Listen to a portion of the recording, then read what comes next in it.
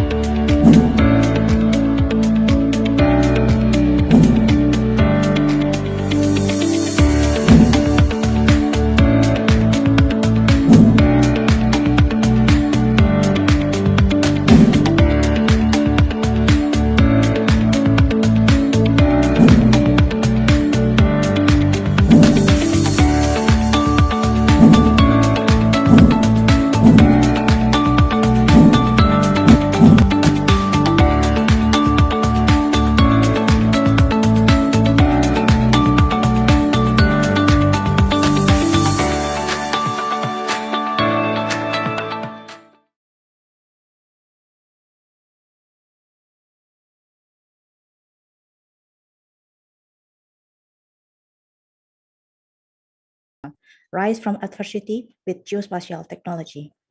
This symposium was organized by Geographic Information Science Department, Faculty of Geography, Universitas Gadjah Mada, in cooperation with Indonesian Geography Association, and will be held for 4 days from 25th until 28 October 2021. I'm Chandra Kartika, and I'm honored to be your host for today's event. We would like to honor His Excellency Dean Faculty of Geography, Universitas Gadjah Mada, Dr. Danang Sri Harmoko, Chairman of Indonesian Geography Association, Dr. Muhammad Yamiyati, Chairperson of the 7th GIS 2021, Dr. Bowo Susilo. We would also like to welcome all of our honorable invited speakers, participants, and presenters, and we would like to thank you all for joining our event. Today's event will have 4 main sessions. The first one is the opening ceremony. Then we will continue with the plenary session with 3 keynote speakers. And after the break, we will have the workshop session with 3 invited speakers. And the last will be parallel session for paper presentation. Ladies and gentlemen, before we begin our opening event, I would like to invite you all to listen to Indonesian National Anthem, Indonesia Raya.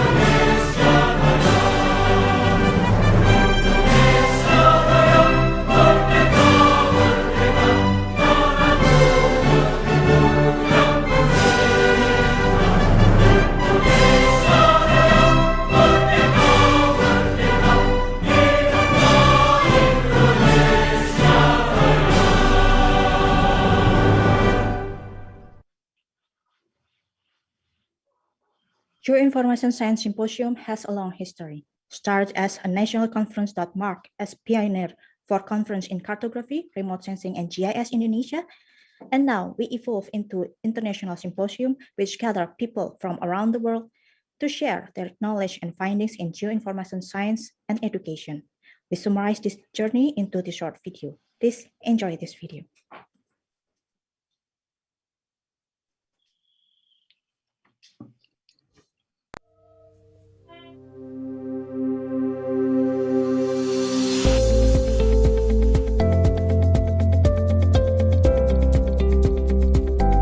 The organization of the 7th Geoinformation Science Symposium is the biannual agenda, which began in 2009. This event was initiated by PUSPIX, the Center for Remote Sensing of the Faculty of Geography at the Universitas Gadjah Mada. In 2009, when I was only 1 year as the head of PUSPIX, I thought about the need for a routine event that became one of the characteristics of remote sensing existence at the UGM. Given that remote sensing at the UGM is centered on the Faculty of Geography, the development of remote sensing cannot be separated from the development of GIS. Moreover, the Faculty of Geography also conducts cartography education together with remote sensing and GIS. Based on that thought, we initiated the GSS, which includes 3 core GIS studies: remote sensing, GIS, and cartography.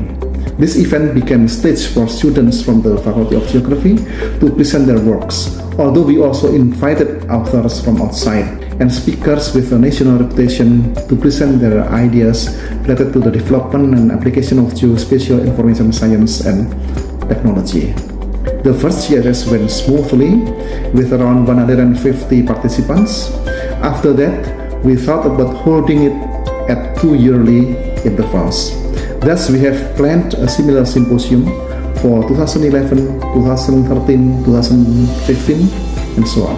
Now, starting from the second GSS, it was in 2011, we further widened the scope of the discussion. We invited researchers in the field of photogrammetry, terrestrial surveys, hydrography, and also digital image processing, as well as applied researchers who use geospatial information technology to present their works. There were speakers presented topics in forestry, in hydrology, disaster management, geomorphology, soil survey, urban studies, land cover, land use, coastal and marine resources, and even archaeology.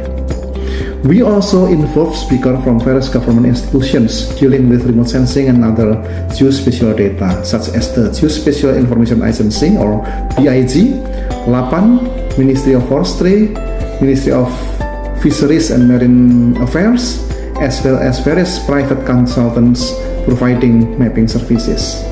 At the third GSS, it was in 2013, the event was held in conjunction with the 80th birthday celebration of Professor Sutanto, the pioneer of remote sensing in UGM and even nationally. At the event, Professor Sutanto also launched his new book, Remote Sensing Research Methods. Until finally in 2016, the MAPIN, it stands for Indonesian Society for Remote Sensing, Jogja chapter, was asked to hold the MAPIN annual scientific meeting in Jogja. At that time, the MAPIN requested that this annual scientific meeting be held in English and became the second ICOES. ICOES stands for the International Conference of the Indonesian Remote Sensing Society, following a similar activity in the previous year in Surabaya. The second ICOES 2016 event was a success, with nearly 300 participants. We invited many speakers with global reputation from abroad and received warm welcome. In the same year, various papers presented in English were then published through the IOP conference series, Earth and Environmental Sciences, which was indexed by Scopus. Learning from this successful implementation of the second ICOES, the GSS Permanent Committee decided to increase the scope of the symposium activities for 2017 to an international level. Thus, the 2017 and 2019 GSS became international symposia and involved many keynote speakers and speakers from abroad. This event was a success. For the 5th GSS, papers were still published through the IOP conference series, Earth and Environmental Sciences, while for the 6th GSS, papers were published in cooperation with SPI, the International Society for Optics and Electronics, which has also published many reputable publications in the field of remote sensing.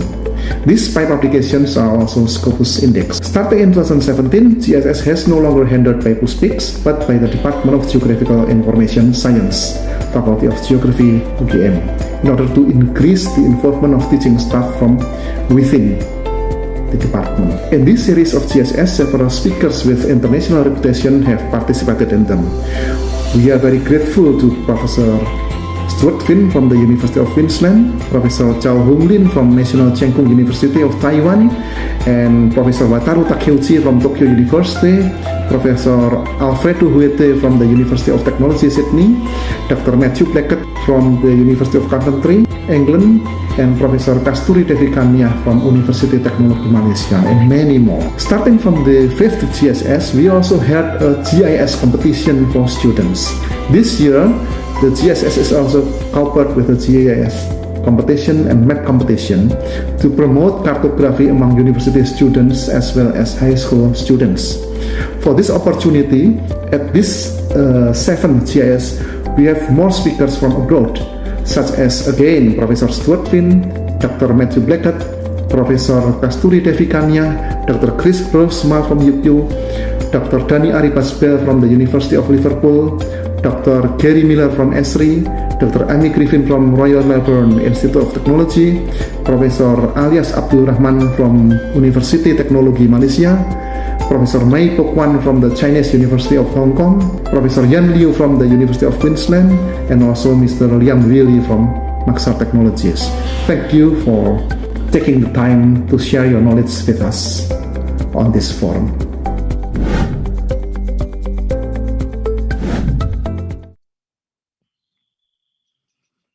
To express our gratitude and greetings to all of the guests and participants, we would like to present you a traditional dance performance called Tari Gambyong Pangkur. And this dance was originally used in agricultural ritual ceremonies aimed at acquisition of a bountiful harvest, which then modified by Mangkunegara as dance to welcome honorable guests. Ladies and gentlemen, Gambyong Pangkur dance by UKJGS Universitas Gadjah Mada.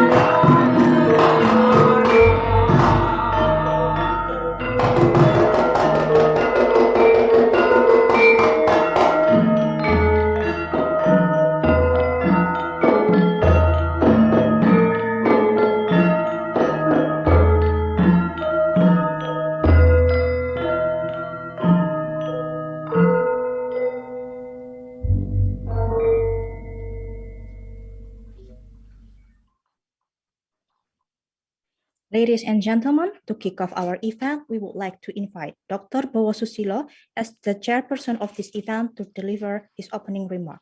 Dr. Bowo Susilo, the time is yours.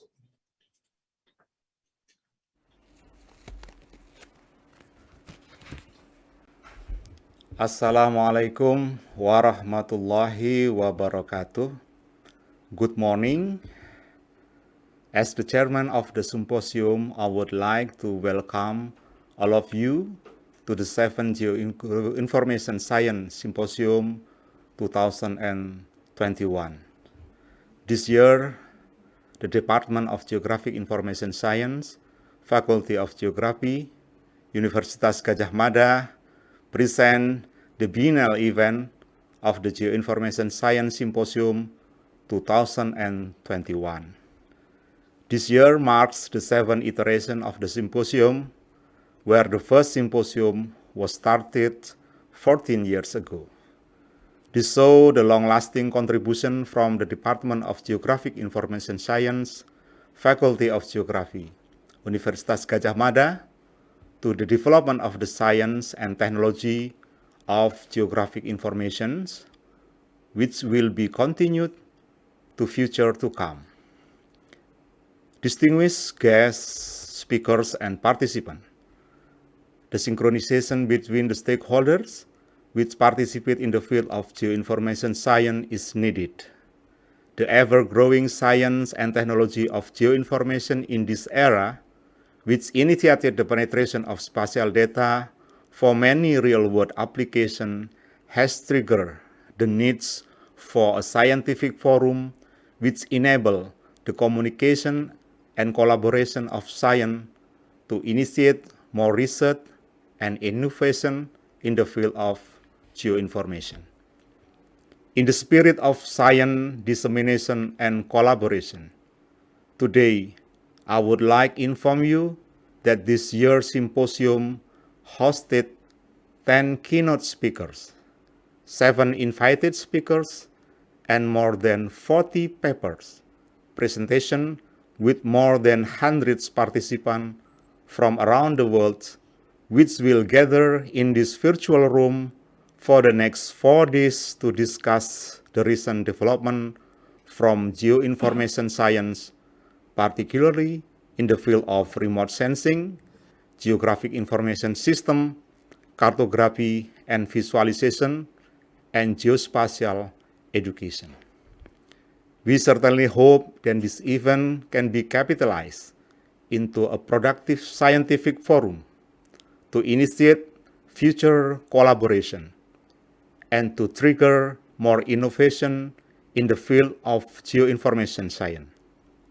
And lastly, to achieve the vision of sustainable development. This year's symposium presents the general topic of rising from adversity using geospatial technology, which indicate the importance of geoinformation science for many applications related to the effort to improve our life from the impact of the pandemic. We saw many efforts to overcome the pandemic has been initiated using geospatial technology, which require further discussion. Although many other topics related to the other application of geoinformation science and technology will be also discussed. For the same reason of pandemic, this year's symposium was held virtually. Although we are grateful to still be able to initiate this event with the support from many institutions, such as Badan Penerbit and Publikasi Universitas Gadjah Mada, Faculty of Geography Universitas Gadjah Mada, and Indonesian Geography Association. In the end, I also would like to remind you to keep following the health protocol, and I do pray that we will always be safe from the impact from COVID-19.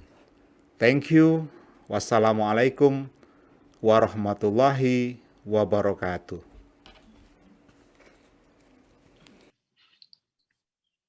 Waalaikumsalam warahmatullahi wabarakatuh. Thank you, Dr. Bowo, for the opening remark. Next, we will have a greetings from the Chairman of Indonesian Geography Association, Dr. Muhammad Dimyati. Mr. Dimyati, the time is yours.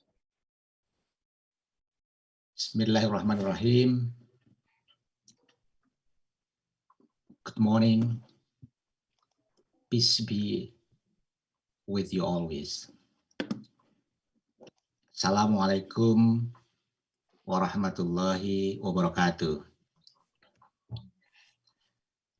Honorable Dr. Danang, Dean of the Faculty of Geography, Universitas Gadjah Mada, Professor Aris Marfai, Head of Indonesia Geospatial Agency, Professor Alfredo Huide, Professor Stuart Pin, Professor Yan Liu, Mr. Welly, Associate Professor Proyodanu Doro, Dr. Bowo Susilo, distinguished guests, seminar participants, ladies and gentlemen.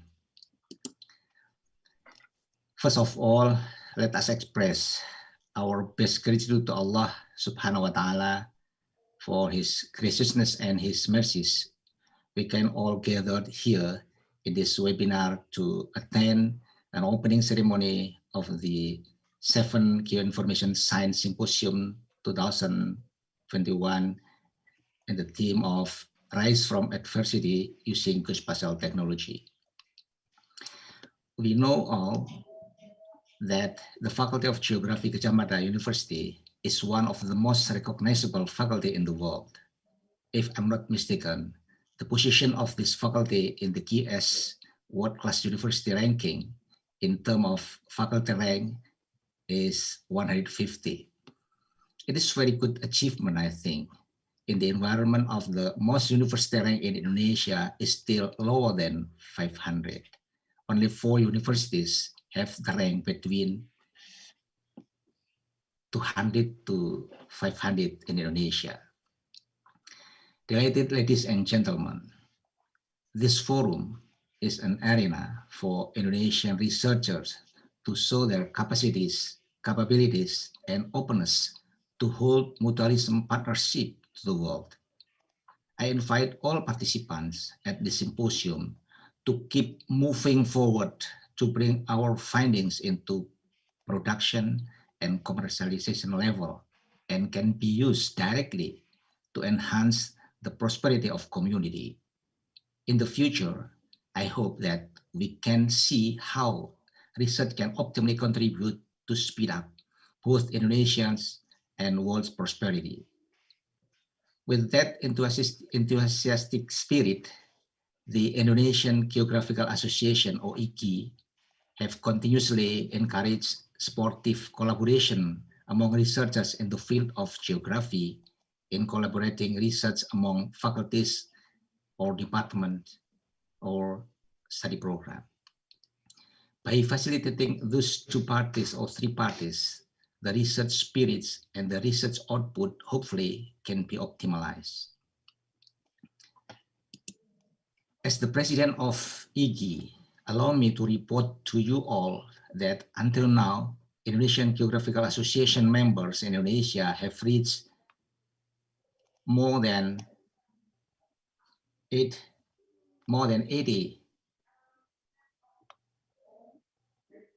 with geography majors or faculties, and more than 80,000 personal members spread out both in the world of education, such as teachers, lecturers, researchers, up to the government bureaucracy and the business. We have very good counterpart members that are the 4PM Geo, Forum for Leadership of Higher Education in Geography, the MGMP, the Geography Subject Teacher Association, and also MGI, Indonesian Geographical Community.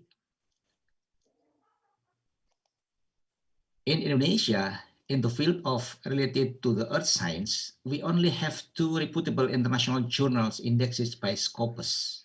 Those are the Indonesian Journal of Geography managed by the Faculty of Geography, Gadjah Mada University, and Indonesian Journal of Geoscience, managed by the Ministry of Energy and Mineral Resources. Totally, in Indonesia, we have around 206 national journals indexed by SINTA, or Science and Technology Index, on the field of Earth and planetary science. It means around 3.5% are journal related to the Earth science. As a national association, IGI have any program and activities such as promoting World Earth Day on last August with national webinar, promoting MOU with Pertamina signed in the middle of this year. We also just almost finalized the MOU with Maxar Company. We also joined to the World Act of IGU Climate Change Declaration in last September. In the international activities, the involvement of IGI in Geographic Information Network is various, such as at IGU organization, we send Prof. Eko Haryono as an administrator in the IGU CARS commissions. We also participate in the establishment of the ASEAN Geographer Association, represented by Professor Baikuni. We also joined the World Act of IGU Climate Change Declaration. As something to be proud of, but also a challenge and an opportunity, the profession of geographer has been recognized by the state as an official community in Indonesia with the launch of Government Regulation number 45, 2021.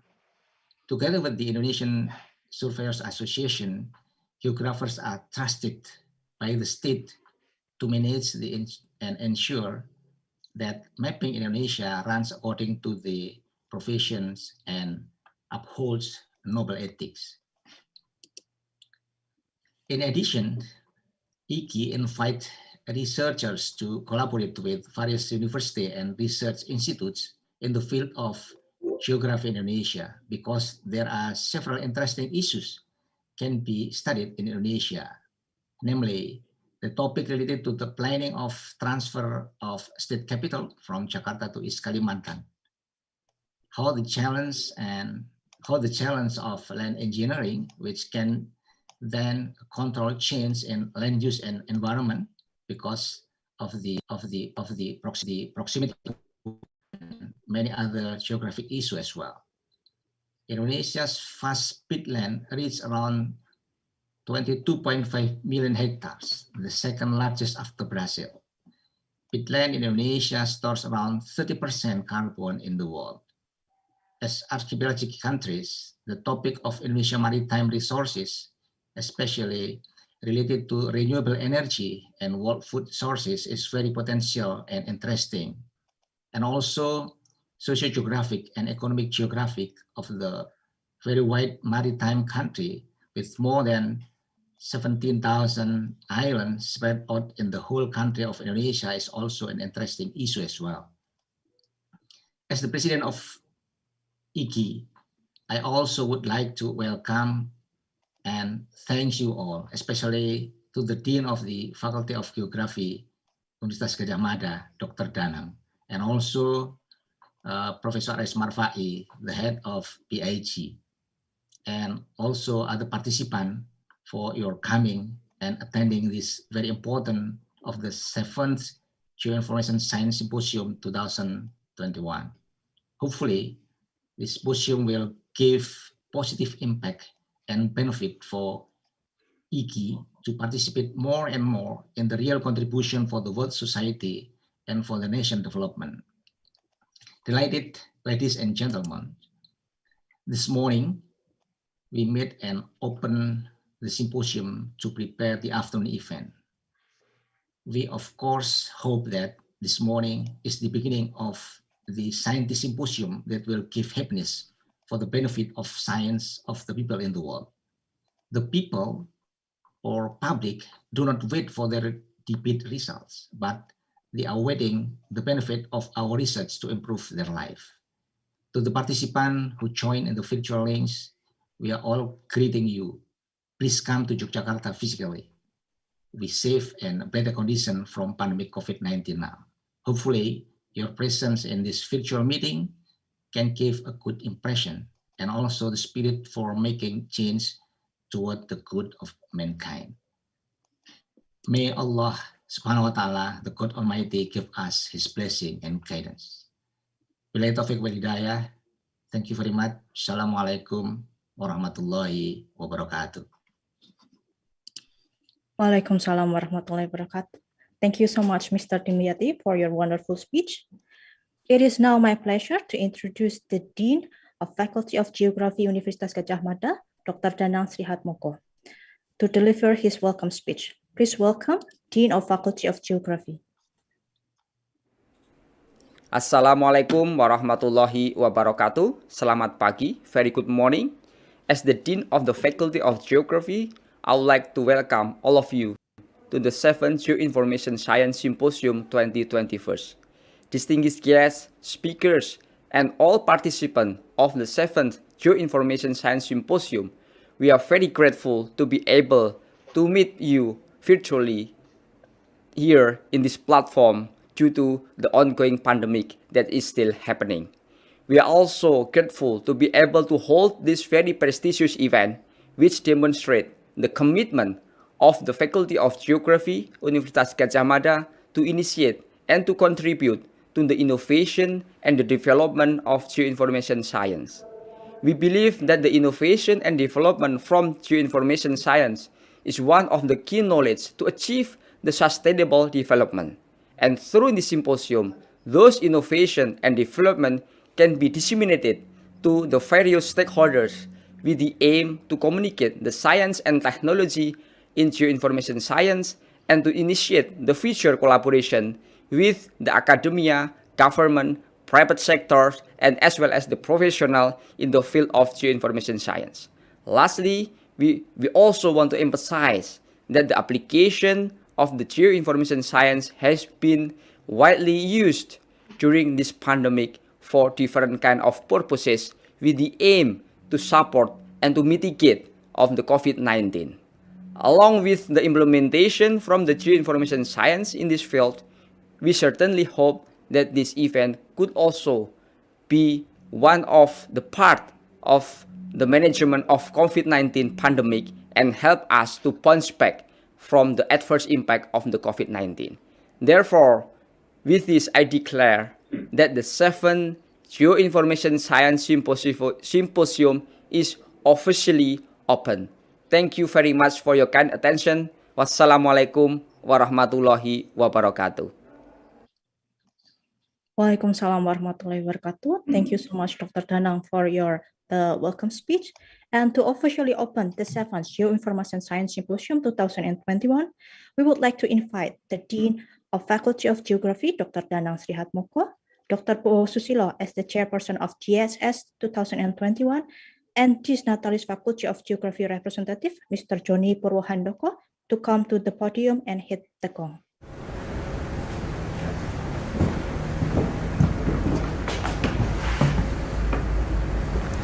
With saying Bismillahirrahmanirrahim, the 7th Geoinformation Science Symposium 2021 is officially open.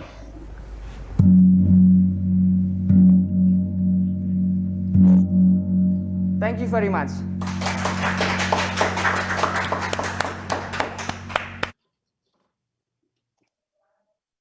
Thank you very much for all our distinguished guests, presenter, and participant for joining the opening ceremony. And shortly, we will start our next session, the plenary session, with our three honorable speakers, Professor Alfredo Huete from University of Technology, Sydney, Professor Stuart Frim from the University of Queensland, Australia, and Professor Aris Marfai from Indonesian Geospatial Agency. Therefore, we would like to welcome Mr. Projodanudoro as the moderator for this session. Mr. Projodanudoro, the time and place is yours. Thanks, Mbak Sari. Good morning, ladies and gentlemen. Please allow me this morning to be the moderator of the first session, the first plenary session, I mean. And in this session, we have three speakers. three prominent speakers, and they are Professor Alfredo Huete from the University of Technology, Sydney, and then Professor Stuart Finn from the University of Queensland, and Professor Muh Aris Marfai from the Geospatial Information Agency, or PIG, from Indonesia. And we have enough time, 3 hours for 3 speakers. So I hope every speaker can use around 60 minutes for giving speech and also for discussion. For the first speakers, Professor Alfredo Huete, will be talking about the environmental monitoring with next generation geostationary instruments to address sustainability, climate action, and human well-being. And I would like to read this short, what you call it, this biodata of the Professor Alfredo Huete. He is a geospatial ecologist using advanced remote sensing tools to monitor vegetation health and function in the face of climate change, land use, and other major disturbance events. He is a distinguished professor at the Faculty of Science at UTS, and his working is grounded firmly in the research investigating the change taking place in recurrent natural events. Professor Alfredo Huete leads the Ecosystem Dynamics, Health, and Resilience Research Program within the School of Life Science, a key UTS research strength, and his work involves the use of ground, tower, and satellite measurements to analyze ecosystem responses and resilience to climate forcings and extreme events. He is actively engaged with the Terrestrial Ecosystem Research Network, or TERN, through which he leads the development of an Australian phenology satellite product. He also collaborates with the Ausballen team in satellite tracking of emerging health threats aimed at implementing a rewarding allergenic pollen predictions for public health risk mitigation. His work on tropical rainforest in the Amazon and Southeast Asia was featured in a National Geographic television special entitled The Picture, and he has served on several international space program mission turns, including NASA, EOS, MODIS, JAXA, GCOM, SGLI, and New Millennium Earth Observing 1 Hyperion team. Professor Huete has earned several NASA Service and Achievement Awards in recognition of his pioneering work in the design of vegetation satellite products, and a NASA Group Achievement Award for the SWAMI NBP mission development team. Now I would like to read this summary of this presentation. The Advanced Himawari Imager, or ASI, or the Himawari 8 geostationary satellite acquires data every 10 minutes for the entire Asia Pacific region in 16 bands, from visible, near infrared, and thermal infrared. The unparalleled high temporal imagery enables researchers to track important sub-daily and daily processes that govern ecosystem function, the ecosystem services they provide, and the impacts resulting from climate change, extreme events, and disturbance. This talk presents an overview of recent and potential applications of Himawari data to ecosystem monitoring, environmental protection, public health, and addressing sustainable development goals and other global challenges. Now, Professor Huete, the time is yours, and you have 45 minutes for talking and 15 minutes for discussion. Please. Okay, thank you very much for that introduction. And thanks. I am very grateful for the invitation. And I wish so much that I could be there physically. So we're doing the best we can here. Okay, I'll put on play here and hope this works. You can see me? You can see everything's fine with the? Yes. Okay. Okay, so the title I think was already introduced. And this is sort of like a new venture that I've gotten involved with the last couple of years. And I'm hoping, well, I hope that you'll enjoy the presentation. So basically the idea behind this geostationary talk is to, one, kind of show the benefits that we've enjoyed the last couple of decades with polar orbiting satellite data. And I think we know its rich history, that it's done amazing work with land cover studies, land cover change, productivity and carbon, hydrology, climate, disturbance, and there's just endless amount of utility that has been generated by having, for the most part, free access to polar orbiting data. If we were going to discuss the limitations, one of the key limitations, again, would be its temporal resolution. So that's sort of like a neglected area. People like to focus on spatial properties. But having a polar orbiting sensor that requires at least 90 minutes to go from pole to pole, obviously is going to have its drawbacks. And being able to snap a complete measurement and image sequence in just an instant of time, and then take quite a while before we'll be able to see what's happened since then, is a limitation that we'd like to explore further now with geostationary data. So geostationary data, what makes these new generation ones quite interesting is that for the first time, they're finally equipped with the same bands and bandwidths that we're accustomed to when we're using MODIS, Landsat, VIIRS, these more common polar orbiting data sets. So having those same similar bands at high temporal frequency then is a new dimension to remote sensing. And in particular, there's approximately 16 bands now available with geostationary data. By geostationary, we're sort of saying that they're fixed in a fixed position in the sky, and they're always viewing us from that position 24 hours a day. Its temporal capabilities is that it could literally just keep snapping as much as it wants. And for the most part, most of these new sensors are giving us data every 10 minutes. In particular, the Himawari by the Japanese, they will go ahead and snap every 5 minutes for their region of interest. And they do have a mode where they could even snap more frequently than that.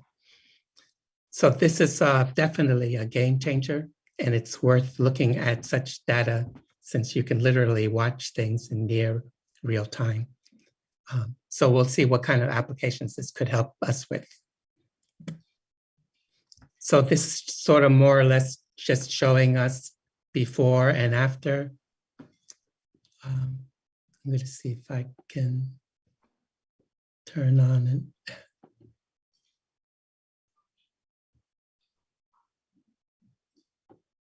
okay, I think I got something, but that's not what I wanted. Anyway, okay, I'll go ahead with it. So, okay, we'll look at this. This is a reminder that geostationary data has also been with us for several decades now, primarily for meteorological observations and responsible for the amazing progress that we've made using weather satellites to improve weather prediction and minimize damage that's caused by weather events. So for the last couple of decades, the weather predictions have amazingly increased and improved. The new system there sort of like adds color now that we have the 16 bands. Uh-oh. Okay, so I'm using an annotation that's not good. At least it's not letting me.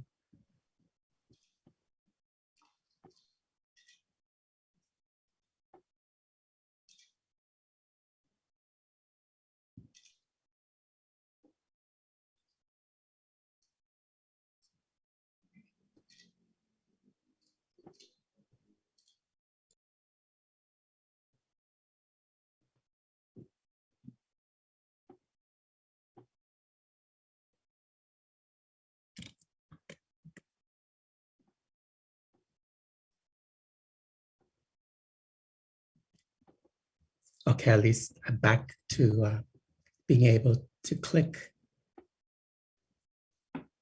So did I miss something? Oh, I just wanted to point out here that these new generation geostationary satellites are for the most part being built by the same companies. So there's a lot of amazing similarities among them.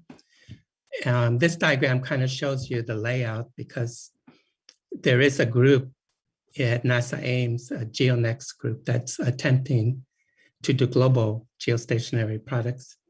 And so they've compiled all of these satellites, geostationary satellites available.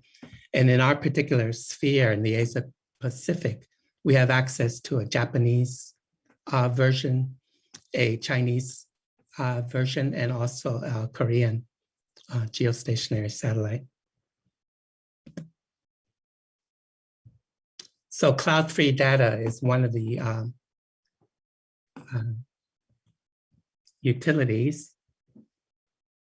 And so being able to have hypertemporal data, one of the key benefits of this would be the feasibility of potentially being able to grab clear scenes or on a pixel basis, be able to get cloud-free, increases in cloud-free information.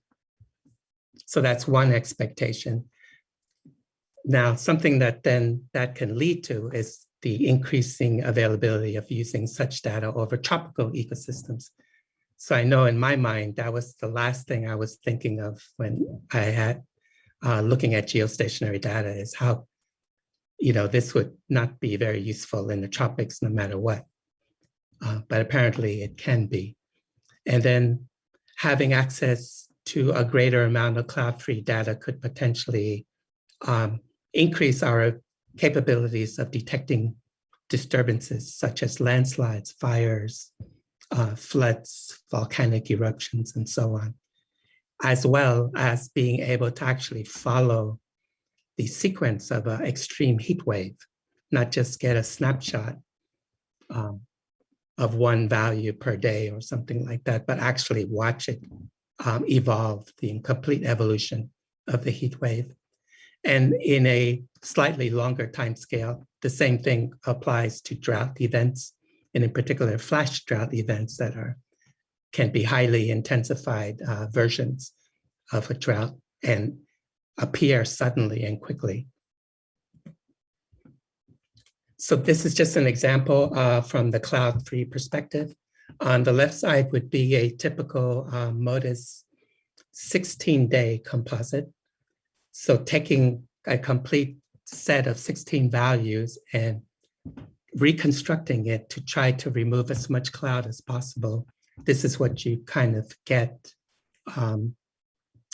over the Asia Pacific region here.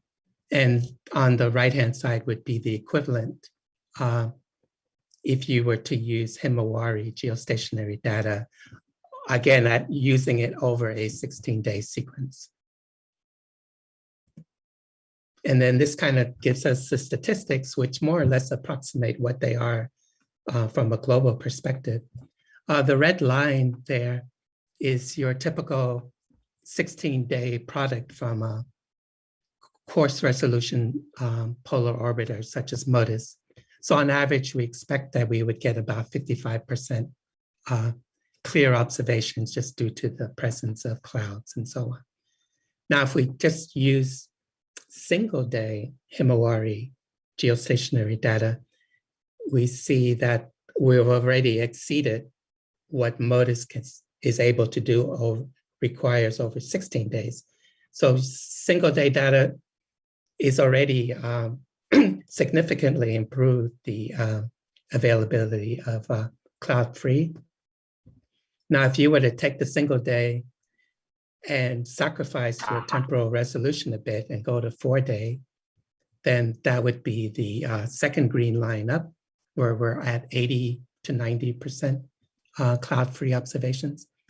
And if you do take the Himawari and just say, I'm happy with the 16 days, and so you reconstruct it and generate cloud-free data, you're above 95% cloud-free observations. So the question is that true in the tropics? So you're telling me we can get that much? So of course the tropics, those clouds seem to be there regardless all the time. So that I'm still was a little bit skeptical about that. And there has been one study that, recent study this year that did exactly search that question in particular. They did it over the Amazon rainforest. And so they used the ABI, or the geostationary satellite available covering that part of the hemisphere. And they applied a sort of like a interesting measurement. They just used raw NDVI data. So I think I'll show that here. So this is the study by Hashimoto. And what they basically did, if we can see this right-hand image here, plot, is if you plot all of the data available in a particular day of the geostationary top of atmosphere NDVI. So top of atmosphere NDVI means there's no atmosphere correction, there's no cloud screening, nothing. You just take everything you have over the entire day. And this is the distribution of those clouds. So the majority, the left-hand side is in the wet season, and the majority of those points in NDVI values are in the lowest part of that cloud, meaning they were literally, it was literally just clouds that you were looking at, and mostly clouds. But the upper profile, the upper line of that, the red line here, is just looking at the maximum values that were available for that particular day in the wet season. The two lines there are just what would MODIS and Terra see, given that they will only give you one value, and that one value be once a day. So on the right-hand side would be shifting to a dry season. And the main thing you would notice is that the majority of pixels are starting to shift to the top, sort of like float upward to the top. Just means you're increasing the availability of clear sky pixels. So the interesting question that was posed by the authors of this study is, if I just use that upper profile, those upper lines, meaning the maximum NDVI values available for any day, could I make use of that for assessing time series data over tropical areas?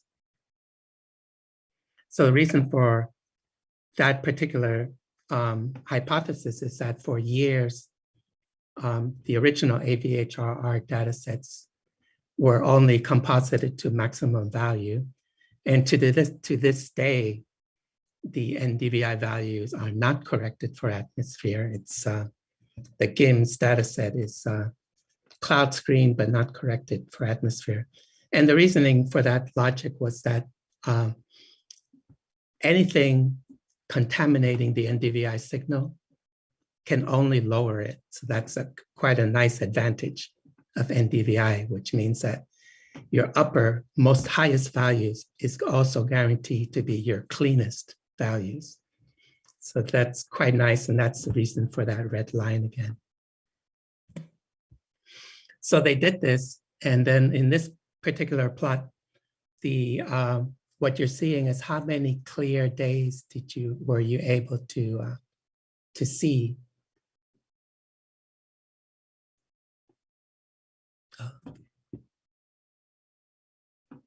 And we can see on the left-hand side, which is the geostationary data, that you've got big chunks of the Amazon where you've got almost 20 observations per month. And if you look at the bottom of the left-hand side, in the dry season, September, you've got 20 plus observations everywhere per month. And then the right-hand side would be the MODIS example. So the wet season in February, you're lucky if you got, well, purple is basically 0. And then you're lucky to have more than one, let's say one or more. And then the lower curve in September, you see that there's a lot of areas where you actually can get up to 5 observations per month. So that does kind of show that you are going to get a decent amount of data available.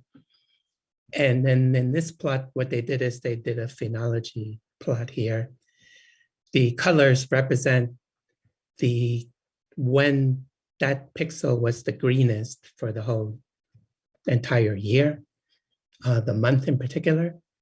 And most of the months were late in the year, which is after the dry season. And it sort of reinforced an original study that I was author of, that once the sun comes out in tropical forests, they're happy. They've got more water than they could ever need at that point. And they start to flush and green up and become greening. So that's this whole dry season greening that has been controversial at times. So this study in particular shows the exact same sequences that were reported back a decade ago with greening in the Amazon. And those studies back then were reinforced with flux tower measurements from in situ sites. So I think this sort of says that, yes, there is potential for using Himawari data over Indonesia. And it'd be exciting to find out just how far that can be taken and what can be seen by doing that.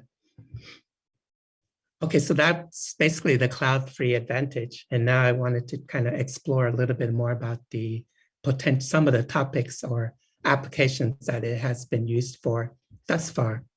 So we'll look at a few disturbance events and some extreme stuff to see if that, what has been done thus far. So here's an interesting one with landslides. So these authors, Miura and Shin Nagai, looking at those torrential rains that they experienced in northern Japan, they did an assessment with the Himawari data, which is the lower curve, the lower right-hand side. And they mapped, again, uncorrected NDVI and just compared the differences prior to the torrential rains and afterwards, and developed a landslide map that was amazingly similar to what the aerial survey map that was generated about 8 days later produced. So this is showing how they did that and the sequence there. And on the right-hand side of the blue cloud, you see the point at which the torrential rains occurred. And right after the torrential rains occurred, you can see the sudden drop in NDVI over landslide affected areas. So they established a calibration curve below, quite simple, delta NDVI versus what the survey generated later on with percent landslide, and got a pretty good match and correlation there. So I thought that was, if you can do a landslide, then there's a lot of other things that we could do. And this is on the right-hand side, you're looking at a Sentinel-2 image that obviously gives you a much better depiction of the exact, you can see the exact browning and where the landslides occurred. The problem is that that image was not available until well after the Himawari generated a landslide depiction and aerial surveys were there. So in summary, because of the monstrosity of this rain events, it did take Himawari about 8 days to generate that difference in NDVI in enough pixels to reconstruct that image. So it took about 8 days of Himawari to give you a landslide map. It also took 8 days for the aerial survey to come back and that data collected. So it was about the same order of magnitude in the timing. On the other hand, other polar orbiting satellites took much longer. And this suggests that, this new geostationary data could be quite useful to get preliminary assessments as to what's going on while we wait for those clouds to disappear and much better quality, higher resolution data can then come in and get better images for that area. Okay, fires. So fires, of course, it's kind of cool that if you have 10-minute data, you can literally just watch the burning happening and the smoke plumes, including its direction and where it's headed to. So that's in itself very valuable. This is an Australian outback fire where you can watch it and keep an eye on it during the nighttime. And then when the, and then back when the,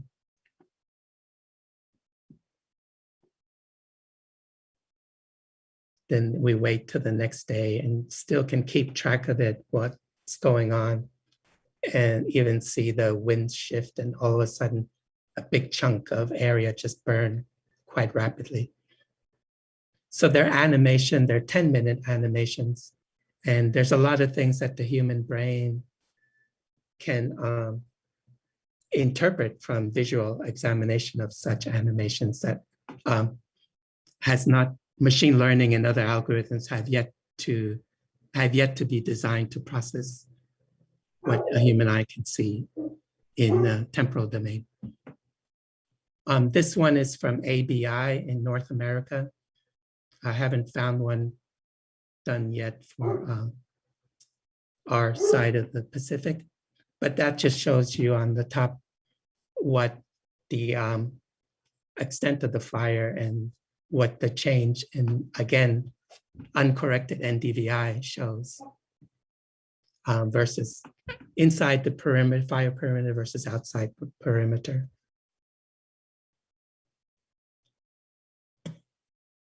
Okay, so these are just quick examples of dust. And the Himawari, from a meteorological perspective, is equipped with certain bands that allow you to map dust movements, which is why this is actually an animation of a dust product that's already established. So it's kind of nice because you see where the dust is headed to, and you can also look at it in reverse to find out, exactly where it originated from. So you get a source as well as the plume for air quality studies. Okay, now I'm going to skip to the heat event using the land surface temperature product. There's one that's officially available from the Japanese, or I guess it's still being tested, but anyway, this is all emerging products.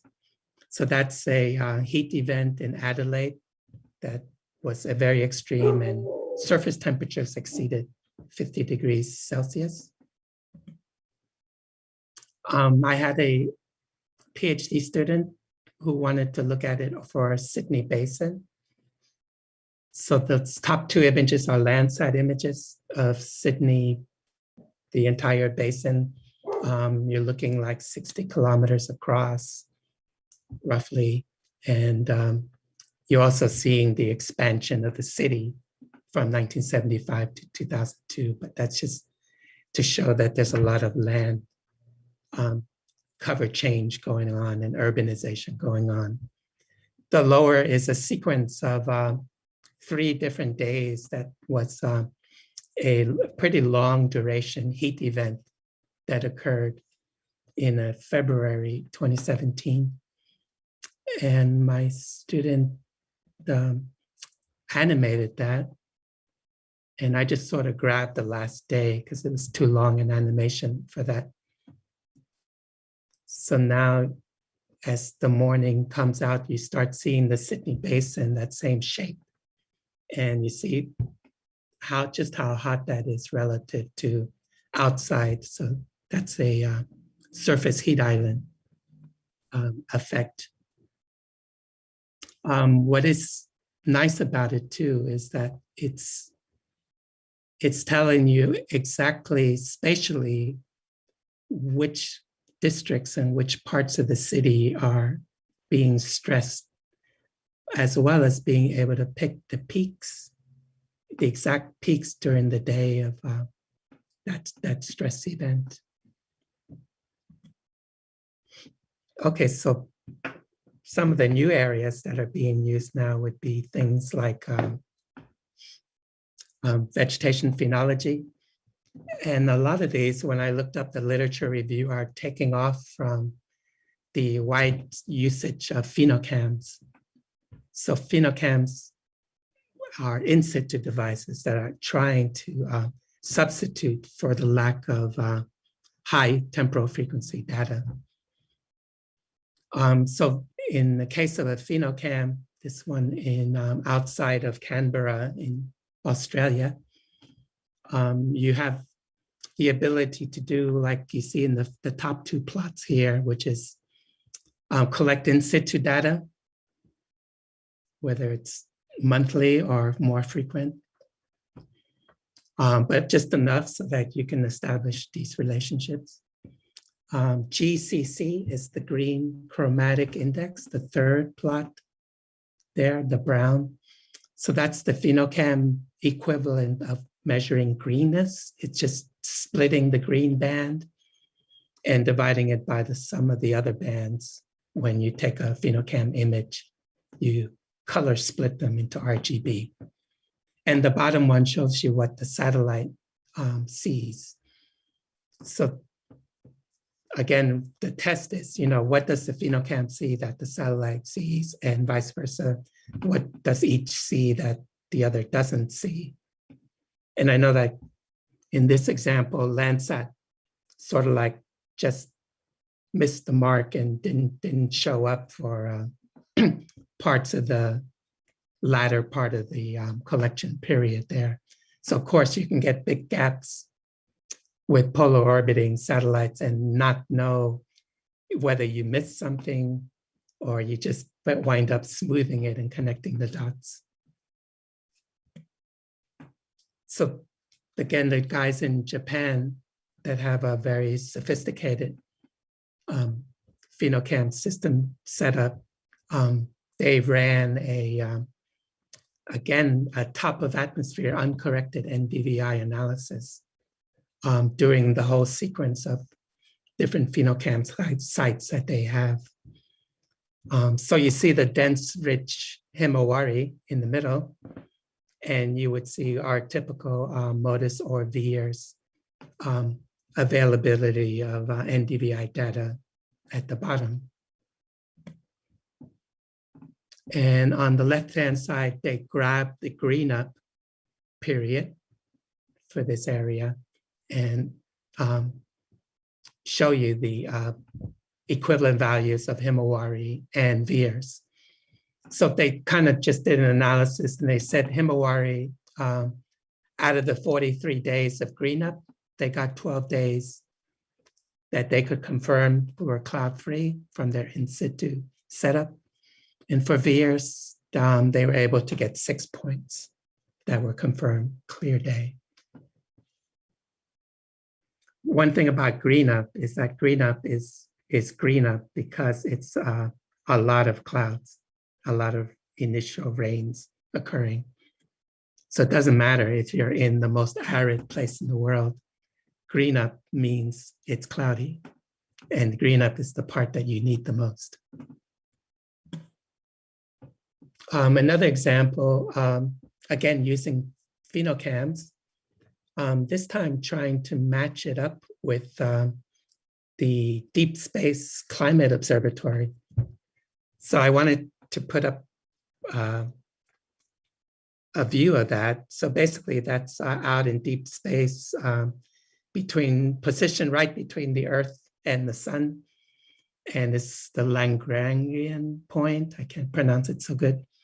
So it's always viewing the Earth with the sun behind it. So it's always viewing close to the hotspot.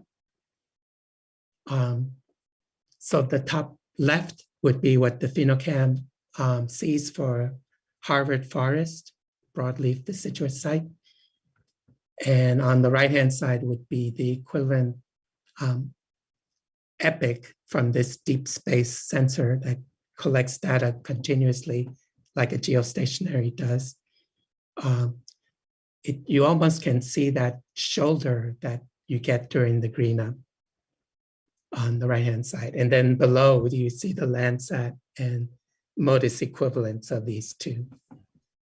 So again, there are a lot of studies being done with this sensor epic, as well as Himawari geostationary, to try to see what is the extra phenological information that one might be able to gain.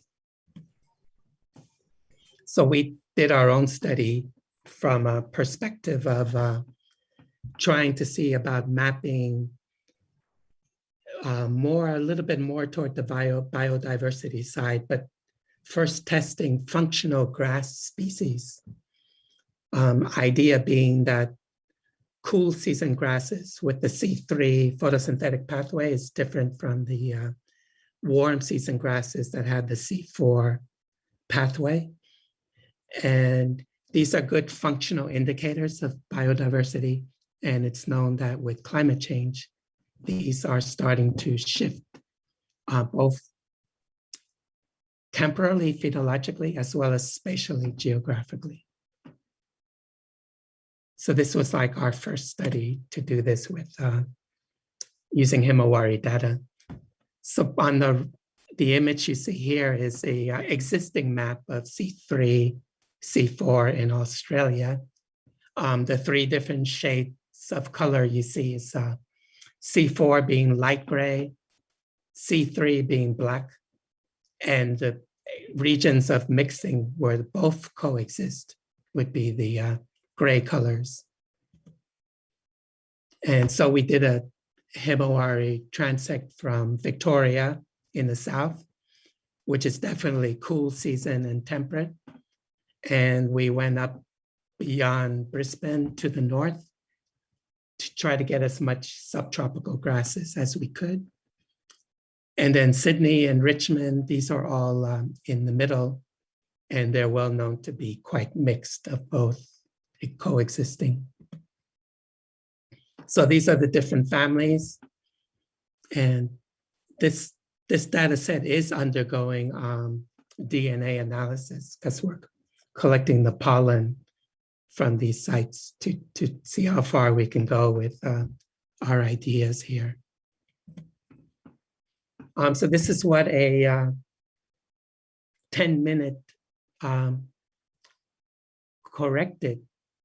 atmospherically corrected data set looks like for Victoria in the south. I know initially it looks like it's the land that was moving like clouds, but then as we get into less rainy season, we see that actually, and then you can see where the land is. So if we look at 10-minute data over the course of a day, and when you do the atmosphere correction, we see that it's a different shape altogether. For one, it's concave, it's lowest at noontime and very high values at large sun angles.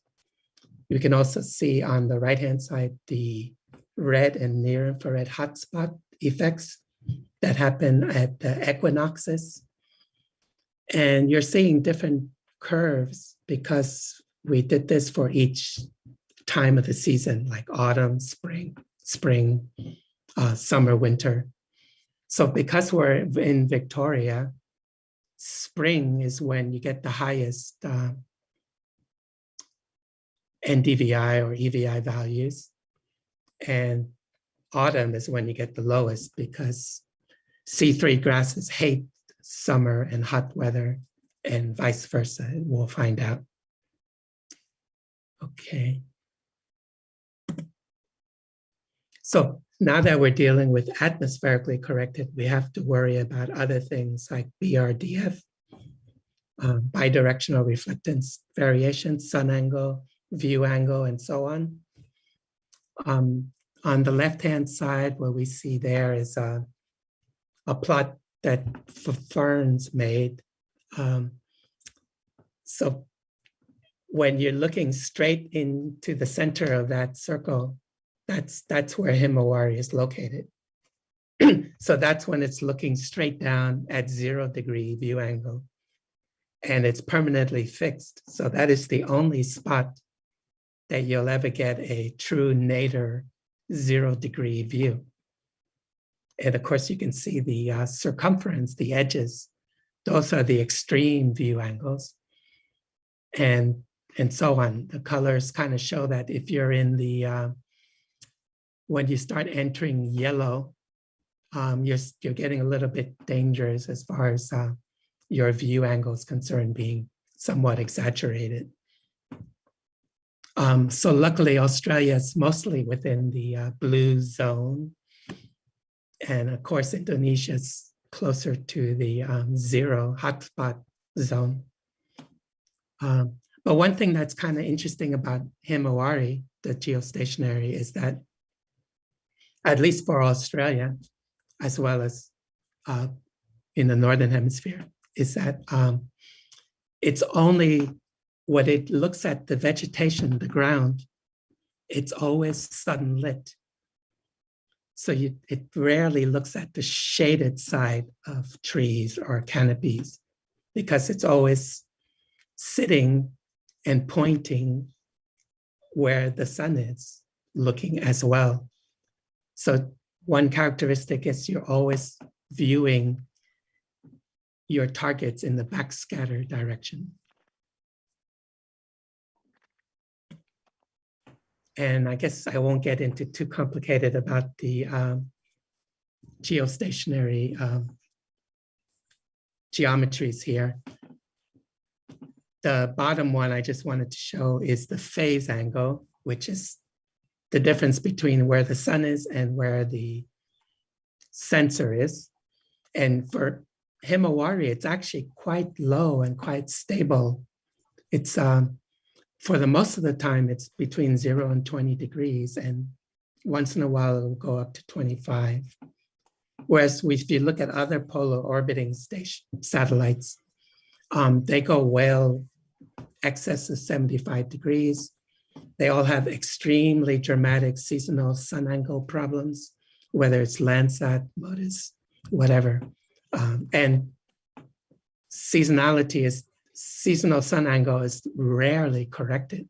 So people talk about, they use N-bar and they think they have BRDF corrected, but they don't. All they're doing is looking straight down, but the sun is moving around like crazy. So let's see, this is, if we composite to solar noon to get a consistent, try to get a consistent, more consistent sun angle. This is what it looks like from day to day. You still get a lot of clouds. But if you do that every day, you wind up with this profile here for NDVI and EVI. And what's interesting about this nice profile for this cool season grassland is that the colors are the sun angles. So the yellows are extreme sun angles, and the darker colors and blues are the smallest sun angles. So actually, when we composite to solar noon, we're actually choosing minimum vegetation index values, not maximum. You don't want maximum because those are the extreme sun angles where things just change too fast and they're not very stable. So it's a different way of having to process the data. Excuse me, Professor Huete. Oh, yes. You still have 5 minutes to go. Yeah, I'm finishing up. Yeah, thanks. And here I'm just showing the, if we were to composite to 3 days. So this looks pretty decent. And I guess if we follow the logic I presented at the very beginning, if we went to 16 days, presumably we would only have less than 5% clouds for the whole year. So, okay.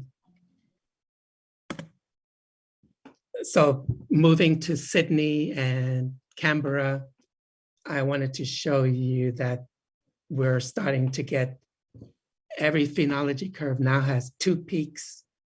You see a big primary peak in the spring, like you did in Victoria, and you see another peak in the autumn. So the autumn are your hot summer grasses, and the spring ones are your cool season grasses. And one can be more than the other one, depending on the composition, quantity, as well as the distribution of rainfall. And finally, if we go up to Queensland, we start to see that the autumn in April, those warm season grasses start to become dominant, and the cool season grasses diminish in importance. So I think we're quite happy that we see a lot of structure in these, and that there is even multiple peaks, that it's rare that people working in phenology are happy they can map to double peak type of situations. And here we see that we've got more peaks than that. It's just a matter of being able to confirm it's a peak and not a blip from a gap. So with Himawari, we can see that they're peaks. So from Himawari phenology perspective, I think we have, we're able to discriminate C3 and C4 and produce presumably better maps and trace their movements in phenological and geographical space. The backscattered direction, I think, is quite good, because if you got sunlit canopies, you're less contaminated by shadow effects. And I think this will be more important with time. So I think just to finish up with a few things that we're looking forward to try to do in the future. We put up some phenocams in Thailand near Phuket. And with phenocams, not only do you get every 10 minutes, but you can also, you can zero in and make your own little boxes of data to extract. So here, I'm just playing around and showing, if we put a box and only look at water versus only look at mangrove. And of course, we can then mix and make any kind of box of mixing water and mangrove. This is what the data looks like. And we can see the water diurnally, or the tidal cycles occurring. And if you were able to catch that, you would also have seen that the color of the water is changing dramatically from shallow to deep while we're doing that. So I just wanted to show you that if you separate the green chromatic index of vegetation from the blue indices, that the tidal effects of the water are just so dramatic, in whether you're looking at a green space or a blue space. And even just looking at the mangrove itself, you could see the print of those tidal effects due to interactions and backscattering between the targets. So I think there's a lot to do there. So there's a lot of changing water levels and water colors going on that we kind of need to look at. And I think I will just finish with just showing that we have a time project here that's asking us to do homegrown Himawari development. So just like let you know, we want to be less dependent on these other agencies for producing these global products and seeing if we can do our own homemade products and couple them to flux tower sites. So we'll be generating our own cloud mask, aerosol optical depth. The aerosol optical depth will go into public health applications, dust, air quality, ocean eutrophication, and so on. We'll do our own land surface temperature, irradiance products for direct diffuse light use efficiency studies, our own phenology and coupling those to flux tower measurements. And I think, and a community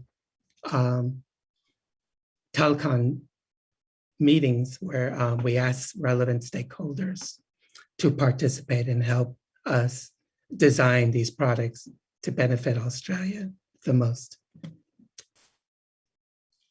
Okay, so I think all I wanted to do is just skip to acknowledge everyone, and I'm done. Thank you very much. Okay, thank you very much, Professor Huete. Very nice presentation, and it is also enlightening us. Now we have 50 minutes for discussion. So if any one of you have question, please raise your hand, or you can also type your question in this chat. Any questions or comments, please?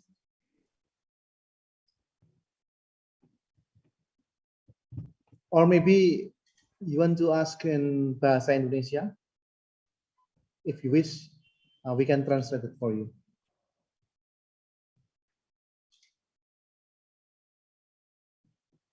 While waiting for the questions, I have a small questions, Professor Huete. You have showed that the AHI imagery can be used for monitoring land area and mainly for this mainland. But in Asia Pacific region, we know that there are a lot of small islands. Do you have examples of the application of the AHI system for monitoring small islands, and also the problem you found, if any? Thank you. Oh, no, I haven't gotten that far. So a lot of the work is just initial period here. And yeah, there's a lot we want to do. So of course, we would like to do that. I mean, I would think the small islands are okay, but forget about, unfortunately, I think I'm not too optimistic about the shoreline. Yeah. Since I've seen what MODIS does to the shoreline, and you always wind up with the jaggedy squares at the edges there. And then you're forced to try to line up a vector line through mixed pixels that are arbitrarily classified one side or the other side. So those are problematic. But then you wonder though, because if, it's like getting into the ocean side, and I wish I had enough knowledge to present the fact that ocean color, like the whole ocean side, is much more dynamic than the land. Yeah. And there's just so much more you could do with geostationary over water. So a question becomes, in that mixed boundary, can you still see seascape erosion? It's like, if we saw landslides, does it mean you'll be able to detect erosion happening there as the sea level rises and so on. But then that signal would be dependent on, you can't use NDVI, you'd want to use something that might have to involve more water there. And on the other side, seeing that even mangrove waters can change colors, there's, I think once I get my hands on mangroves, I probably would look more what else you can do at that interface. Okay, thank you very much. Is there any more question? I think there's chat stuff. Should I look at that? There is a question written. Let me read it. In regards to the use of, wait. There are two questions, I think. In regards to the use of remote sensing technology for disaster, do you think that the real-time monitoring of flash flood within hours or days in such clouded region can be available to society and any researchers with a high quality data? This is the first question. And the second question is, I want to ask about the comparison between Himawari, Sentinel-2, and Landsat satellite for NDVI, EVI, and land surface temperature mapping. So there are two questions. The first one is the use of this technology for disasters. Yeah. In real-time monitoring. And the second one is the comparison between the Himawari, Sentinel-2, and Landsat with the use of NDVI, EVI, and land surface temperature.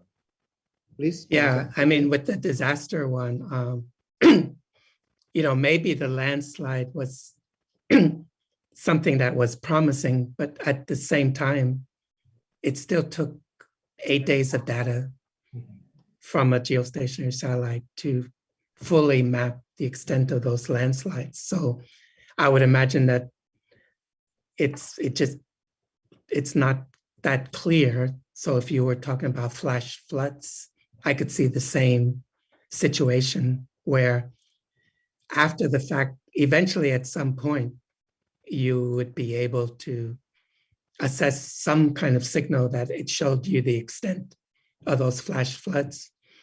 Whether or not looking at it at 1 kilometer or even 500-meter red band channel is sufficient to do anything. But I guess it's more or less looking at it from the point of view that if you are going to use optical sensing, the geostationary is going to significantly add to our capabilities, and it has to improve our monitoring and detection capability. So whether or not that has enough public benefit that you're able to, because every day counts, right? So if you you may not get your near real-time or real-time flood events, but if you can assess the flood damage a few days later and you improve your assessment from what it would be without the geostationary, then the public benefit outweighs anything else, I think. The other question was LST Sentinel comparing. The second question was up on the board, but now I don't see it.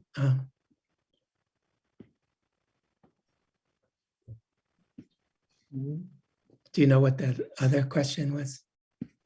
Yeah, we still have two questions. I think Puwiwit will ask question on. Yeah, please, Puwiwit. All right. Well, thank you so much, Pak Proyo, and also Alfredo.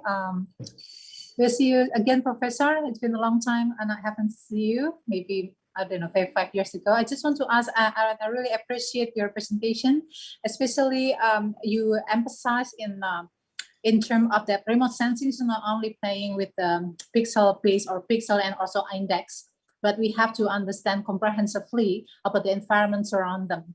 And you also show us that when you observe one area on one side of the object in the field, when you want to relate it to the pixel on remote sensing, you have to know also the dynamic of the environment, as you show us from the morning to the afternoon, and also the tidal dynamic on the mangrove area. So the question that I want to ask, do you think that in the future, is it possible that we can relate a pixel base and with dynamic that you mentioned before, and make it one of the validation method? So what I mean is, as today, we usually do the validation or one pixel and one time of the recording. So for example, that Himawari may be recorded in the morning at 10 o'clock, and you only do the validation at 10 o'clock also, the same time. So is there any modeling that you've been developed that when you do the validation and the statistical analysis, spatial analysis especially, you have to involve all of the dynamic that it's happened in the environment surrounding them?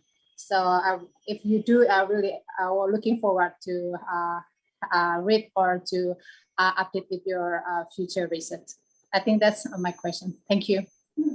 Thank you, Pak Prayo. Thanks. So are you thinking about validating like something like radiometry or reflectance? Yes, like reflection and radiometry, only reflectance, but when it's related to the dynamic of the environment on diurnal, from like you mentioned, when you show us, there is a tidal and the high rise and also the different color that occur during the day. Will that affect also the reflectance? And is there also can be part of the validation when we want to validate one pixel or the group of pixels for mapping purposes? Wow. Yeah, that's a very difficult question.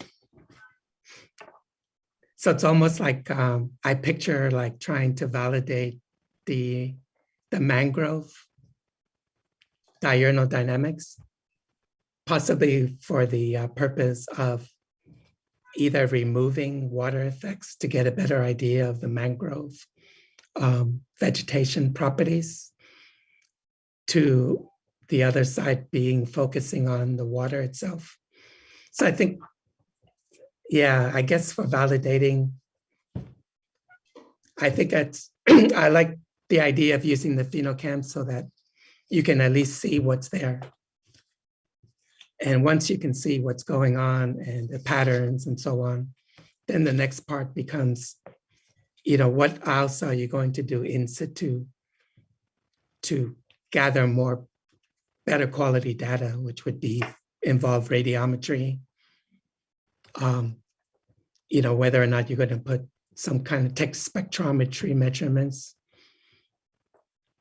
But as far as like studying the interaction between the land and the water, then you would fall back on existing models, right?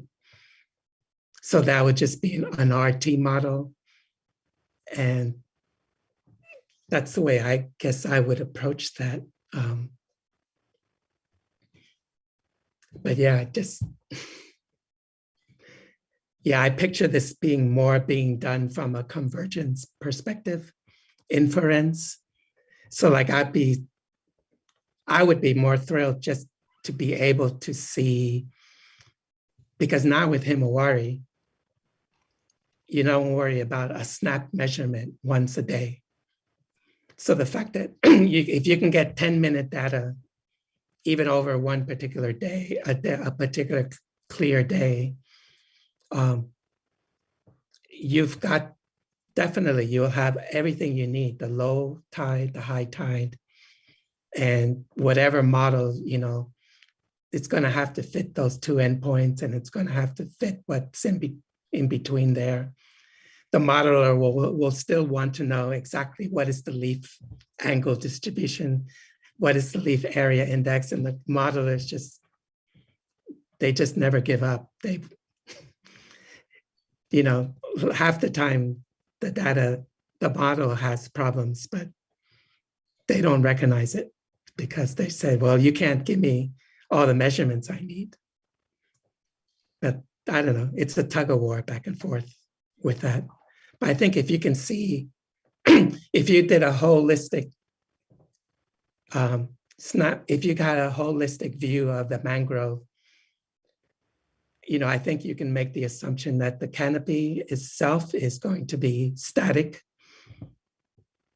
and it's only the water that's going up and down. But it's not just water level and bouncing off the canopy, it's also the fact that the water volume color itself is changing. So to me, the question more is like, how do you separate water depth from water color with respect to the scattering with the vegetation? So the color of the water there was changing because of the scattering from vegetation. But having 10-minute data all day too, you can get multiple measurements of the same depth from trying to think from different views. No, you can't. But no, good question. I'm not going to pretend I know the answer. No, Okay, you already sorry, explained Professor very well. Hulu, Thank you so much. Yeah. I think time is up, so Yeah. sorry for interrupting this very warm discussion. Okay. And No, no, actually, no. Thank there you are so much. still some questions written in the chat. If you wish, you can answer the questions, Professor Hulu, but because time is up and we have to move to another speaker, so please allow me to conclude this presentation. So thank you very much for enlightening us and for giving very useful information. Thank you very much again. All right. Thank you. And now we have the second speaker, Professor Stuart Finn from the University of Queensland. And the title is Producing Accurate, Cost-Effective, and Fit-for-Use Biophysical Data and Measurements from Earth Observation, a Future for Governments, Industry, Universities, Communities. Please allow me to introduce Professor Stuart Finn. He is very familiar for students and also teaching staff members at the Gadjah Mada University, because he supervised some of us, including me, Pak Kamal, and also Pak Sanji. And he frequently visited us in a few years ago. So Professor Stuart Finn's research interests are in measuring and monitoring environmental changes using Earth observation data and publishing or sharing ecosystem data. He is the chair of the committee that produced Australian Earth Observation Plan 2026.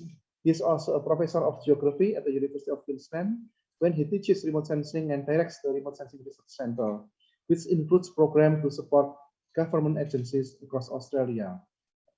Or it is called Joint Remote Sensing Research Program, and enabling coordination across all governments, industry, and research groups collecting and using Earth observation data, or Earth Observation Australia.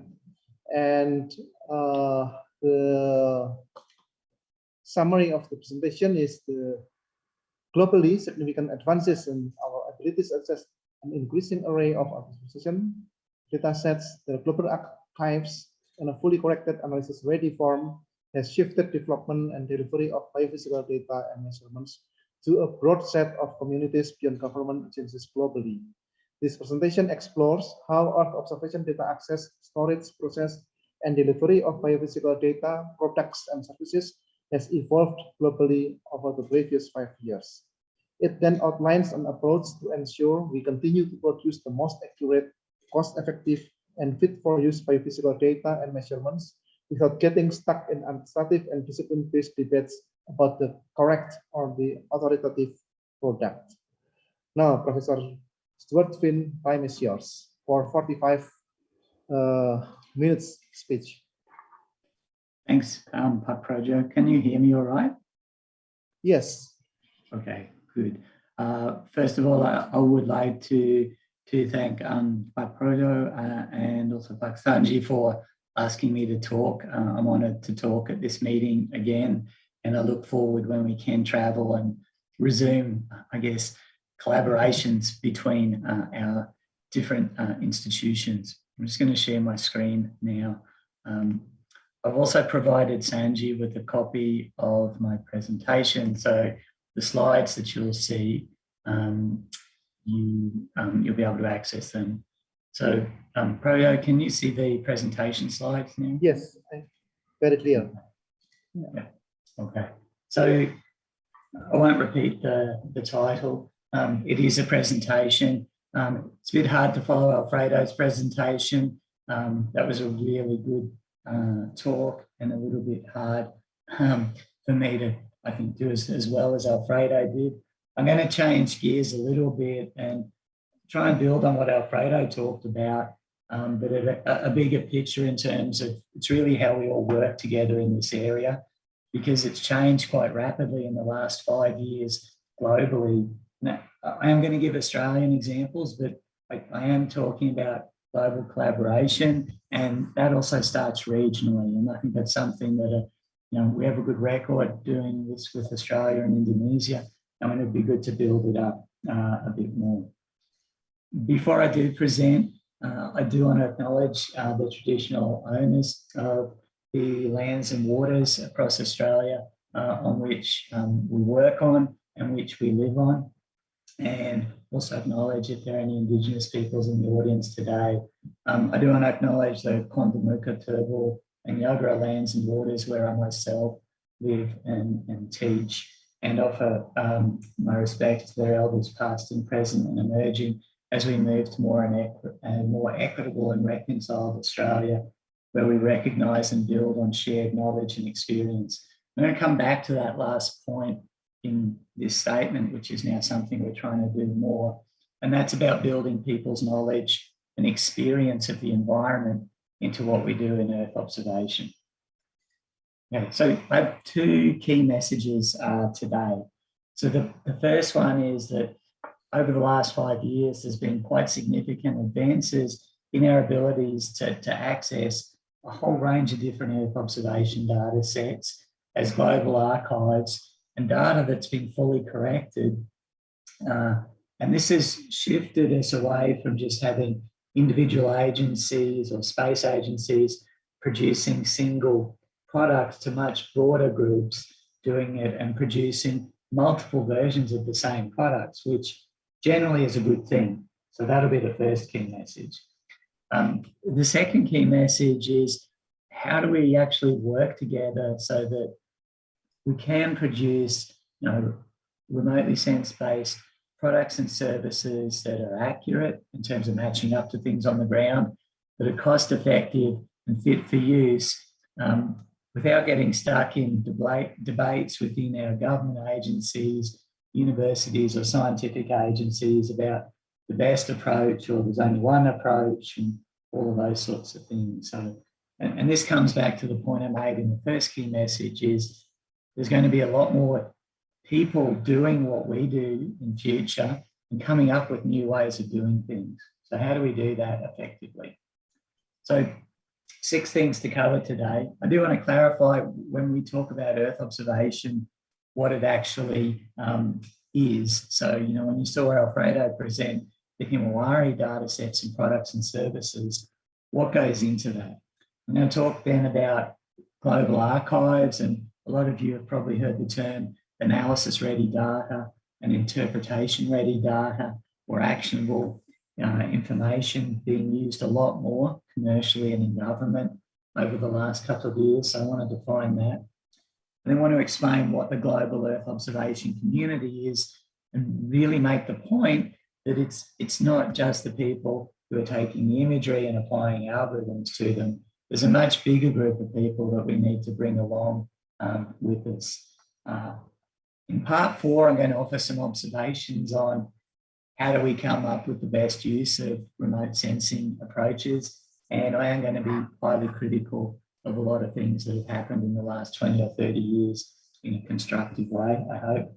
Then I'm going to focus on how we go from research to operational activities. That's starting to become a big focus. I guess you look at universities globally where it isn't research for publishing, it's research for informing what our government agencies do, what our community groups do, what private industry does, what international groups do. So, but how do we go from research to making things work? I mean, it's not enough to just publish something in a paper. And then lastly, how do we go forwards? Okay, so let's just define, when we talk about Earth observation, what do I actually mean by that? So in the context of what we do at UQ, remote sensing or Earth observation does start with a lot of field-based measurements to understand what's on the ground, what's in the atmosphere, and what's in the water. And that's a lot of the work that we do in the Remote Sensing Research Centre. It also involves collecting imagery, and that can be from satellites, aircraft, and drones. And then collecting that and delivering it to agencies. In this case, we do it through the Joint Remote Sensing Research Program for government activities. Earth observation also includes taking those field data and knowledge, the image data sets, and then combining them together and using certain processing environments or software, some of which is proprietary, so you pay for it, some of which is open access, as you can see in the open code down the bottom. And we do that to produce output products, services, and information at varying levels of detail as well. And it doesn't matter if we work with a government agency or a private company or a university, those products, services, information get published, they get pushed out through websites, people use them and consume them, and particularly in government, so in Australia, we try to build policy around it in terms of how we guarantee collecting and providing information on Earth observation to all of our government agencies, our research institutions, our defence agencies and private companies, so they can use it. And that's something in Australia that Earth observation is a collaborative body that pulls together all of those activities. And I will come back to our space agency, which is quite new.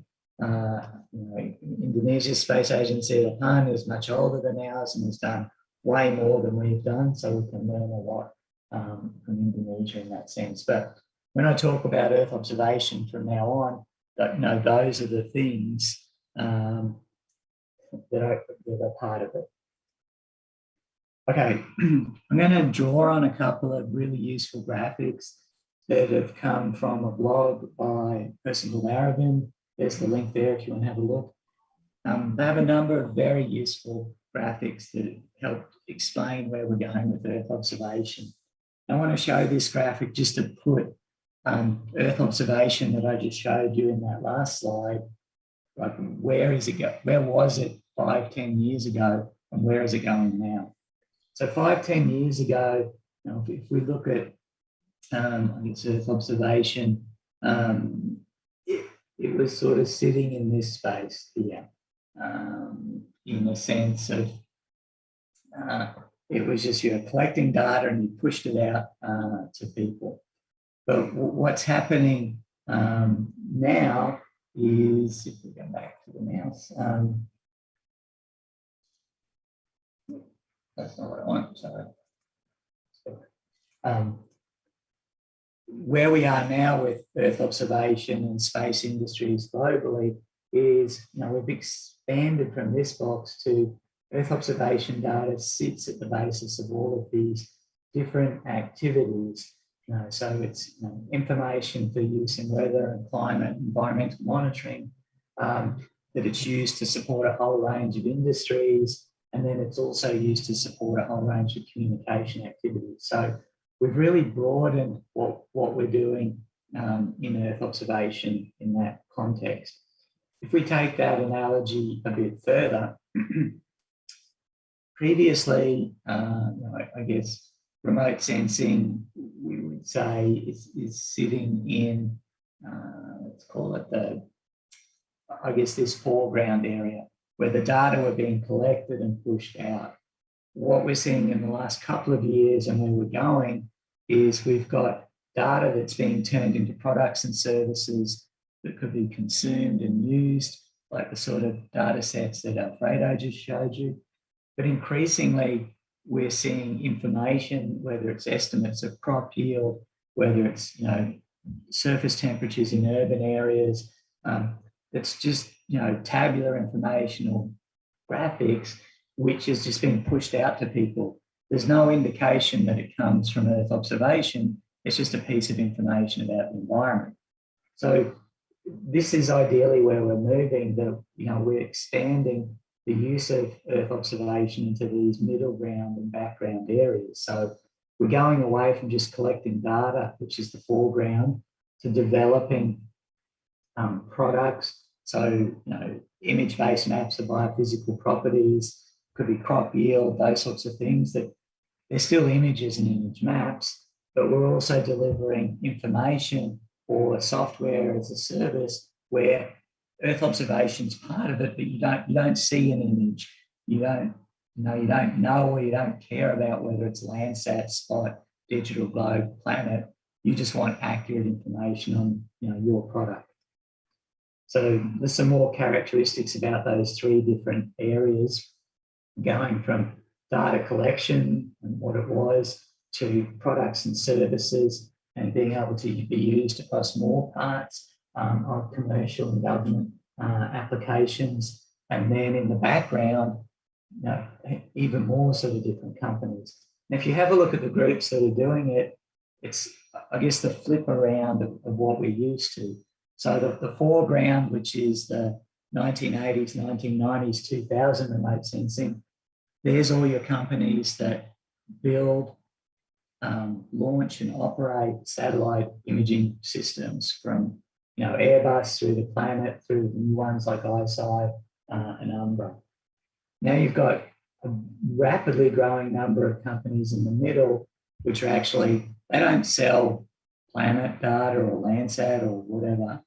They sell products about, could be crop yield, it could be urban surface infrastructure information. And now you've got even larger companies that are building software that deliver information into a whole range of workflows that they don't even advertise that they're dealing with Earth observation. So very large multinational companies. So we're transitioning through into these areas. We don't quite have enough people to do all of the things to support that. So one of the things that's allowed us to develop those capabilities, and I'm just going to look at the technical basis, is that we've now got access to archives globally of what I'll call analysis and interpretation ready data. So I'm just going to spend a couple of minutes explaining what those are and also talk about interoperability. So some of you have probably come across the Committee on Earth Observation Satellites. It's an international body that's funded by space agencies around the world. And one of the things they do, aside from helping to forward plan different satellite missions for national space agencies, is to establish standards for data collection and dissemination. One of the things they've been working on over the last 6 years is the concept of analysis-ready data. And so these are satellite image data sets that have essentially been geometrically, radiometrically corrected to a set of standards where you can integrate them with other data sets and you can do time series analysis. If you are interested in looking at what are analysis-ready data streams from things like Landsat, Sentinel, Himawari, there's now analysis-ready data from imaging radar data sets as well. Jump onto their webpage and have a look at it. But what it means is if we take the Sentinel-2A and 2B archive as an example, so launched by European Space Agency in 2016, it's analysis-ready data in that every single image that's been collected has been fully corrected geometrically and radiometrically. So you could look at an area over the 5-year period and stack all the images together to do a time series. If you want to build a national, regional, or a global mosaic from that imagery and analyze it over time, you can. It's all in the same format, and it's actually in a format that can be processed efficiently. And our large global public data stores, which sit in companies like Amazon Web Services, Google's Earth Engine, or its public data store, Microsoft's Planetary Computer, are all built around analysis-ready data. And a lot of those, I guess, aggregations of data I just mentioned also try to ascribe to this data cube processing, format. And that's where you've got these long-term archives stored next to large high-performance compute capacities, often in online environments, so that you can go and work online, like in Google Earth Engine, and then basically you could look at Java, and you could look at the Sentinel-2 imagery that's been collected over the last 5 years, basically every 5 to 10 days, and conduct an analysis online and then download the data. You don't have to download all the data, correct it, and do all those things yourself. So we've shifted into this new paradigm of having all of these data sets online and accessible, and it's continuing to grow. The other key point of these developments is the concept of interoperability. This is different to analysis-ready data in one main sense. And the spatial temporal asset catalog is essentially building on analysis-ready data so that you can have different geospatial data sets being ingested and used by any processing operations. So the STAC process, or spatial temporal asset catalog, has been established over the last number of years by a collaboration across government and industry groups globally that's trying to increase our ability to share image data sets and ingest them and process them. If you look at that list of companies and agencies that are part of that, so I guess you've got NASA, you've got USGS sitting in there, but then you've also got the other large data collection groups like Planet and Maxar, but then you've got the groups that are doing the processing and distribution, so Google Earth Engine, AWS, and Microsoft. So again, this is a key part of that, building that environment for us all to work in.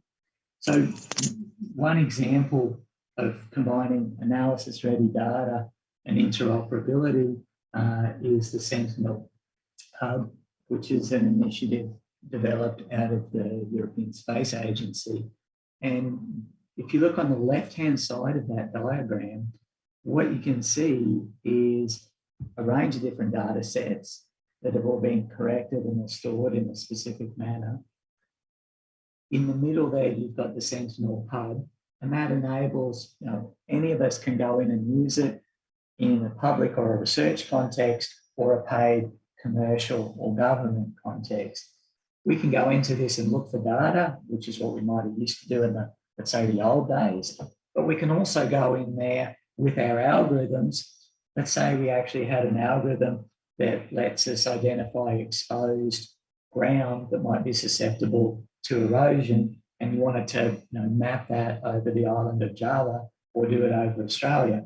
You could take your algorithm in, basically put it into a workflow environment, connect it up to the right data sets, process it, check it, and then push output either just to look at in the hub, or you can designate where you actually send it. You could design a custom web page where people could look at and zoom in on areas to go, okay, where are areas of erosion risk, say in the watersheds around Yogyakarta, or Semarang or other places. You could look at it in your GIS application, so QGIS has a plugin, or you can push it out to a phone or other things. But this environment means you've got access to global data sets. You can put your algorithm in or build your own algorithm and then push it out and use it research-wise or commercially. So your ability to generate products and services has just changed dramatically. You don't have to worry about the corrections, assuming it's all being done properly. Right, so last section was about, okay, we've changed how we're operating. Who are all the people that are doing this? I want to make a point that those groups of people have really changed in the last couple of years as well. When we do talk about the global Earth observation community, these are the two that tend to come up a bit. So the group on Earth observations and the committee on Earth observation satellites. I mentioned CEOS just before with analysis ready data. So CEOS it's a collaborative group. It's got a secretariat. It's got 61 government space agencies and mapping agencies. There's some of them shown on the right there. As you can see, they're the major ones. And it's people that come together to plan and, work out, what sort of atmospheric data, vegetation, ocean data, all of those sorts of things are required, and use that to drive satellite design as well as data analysis. But it's primarily government agencies. GEO is another one. So this is another intergovernmental partnership that's supported by subscriptions. But this is about coordination across all of the different groups. And again, looking at 5 and 10 year plus timeframes for doing Earth observation. So designing systems, designing data and product streams and getting out them. But when you look at that listing there, it is primarily, again, government agencies and collaborative agencies or supportive agencies. Just going to go to another diagram from Aravind again at TerraWatch Space. And the point I wanted to make is really on the left there. When we look at the international Earth observation community now, it's not just about the data collection people and the people that are doing the analysis. There's a data collection layer. There's the people that are bringing all of that together and making it available. There's people that build platforms for us to get in and use that, and also to commodify it and get it out as a service. There's other groups that use it to actually push out information, and there's others that build software for it. So when we talk about the global Earth observation community, it's not just people who are operating satellites or who are doing image processing algorithms. It's all of those groups. And there's a description of them, which I essentially just went through there. But the point there is our Earth observation community, when we look at that, it's not just that, it's all of those groups, and it's quite broad. This is a really important point, is that each of these different levels has a different focus or a business model. Now, the people collecting data and pushing it out need to operate a certain way. The people that are providing software as a service need to do it a certain way. The people that are doing infrastructure and platforms like Amazon, Microsoft, and Google need to do it. If you put universities and research and government institutions, we also have business models that we need to operate in. And going forward in this area, we've got to recognise everyone's different business models. So that set of logos on the right there, I think is a pretty good example of these are key groups that are a part of the global Earth observation community. Again, it's everyone from the large aerospace companies, satellite companies, IT infrastructure companies, analytics, but then also service delivery companies as well. So it's a diverse environment going forward in that space. If we look at Australia and also possibly Indonesia, this is maybe one way of trying to put together that slide and then, that slide. So when we look at Earth observation in Australia, we've got a lot of different government groups that collect and use it. So similarly, in Indonesia, you've got your space agency, but you also have agencies that are concerned with meteorology, science, natural resources management, coasts and oceans and fisheries. We've got industry, and these are people that are collecting data, distributing it, processing it. We have non-government groups, which are collecting and using data for a range of purposes. And then we have research, I should say research-intensive organisations like universities and research institutes. And then our space agency sits in the middle and is meant to help all of those things work together. So keep in mind when we talk about Earth observation, we need to think about all these groups and how they work together. I guess some of you are thinking, well, why should we think about all this stuff? I just want to know what the next sort of generation of Himawari data are, planet data. Can we actually use ISI and Capella imaging radar for our applications? Well, all of us have to figure out how to go forward and build on our work, build partnerships and collaborations. Earth observation is probably one of the most collaborative types, I'd say, of science and applications. If you think about it, like just using the Himawari satellite that Alfredo was talking about, that was developed by scientists and engineers in Japan and launched. It was launched internationally. The data are used, in Japan, but also all across that Asia, equatorial Australia, New Zealand area. It goes into the World Met Office. The products that are developed need people on the field to go out, measure things, put things together. And it's all about people working together. There's not one simple line through it.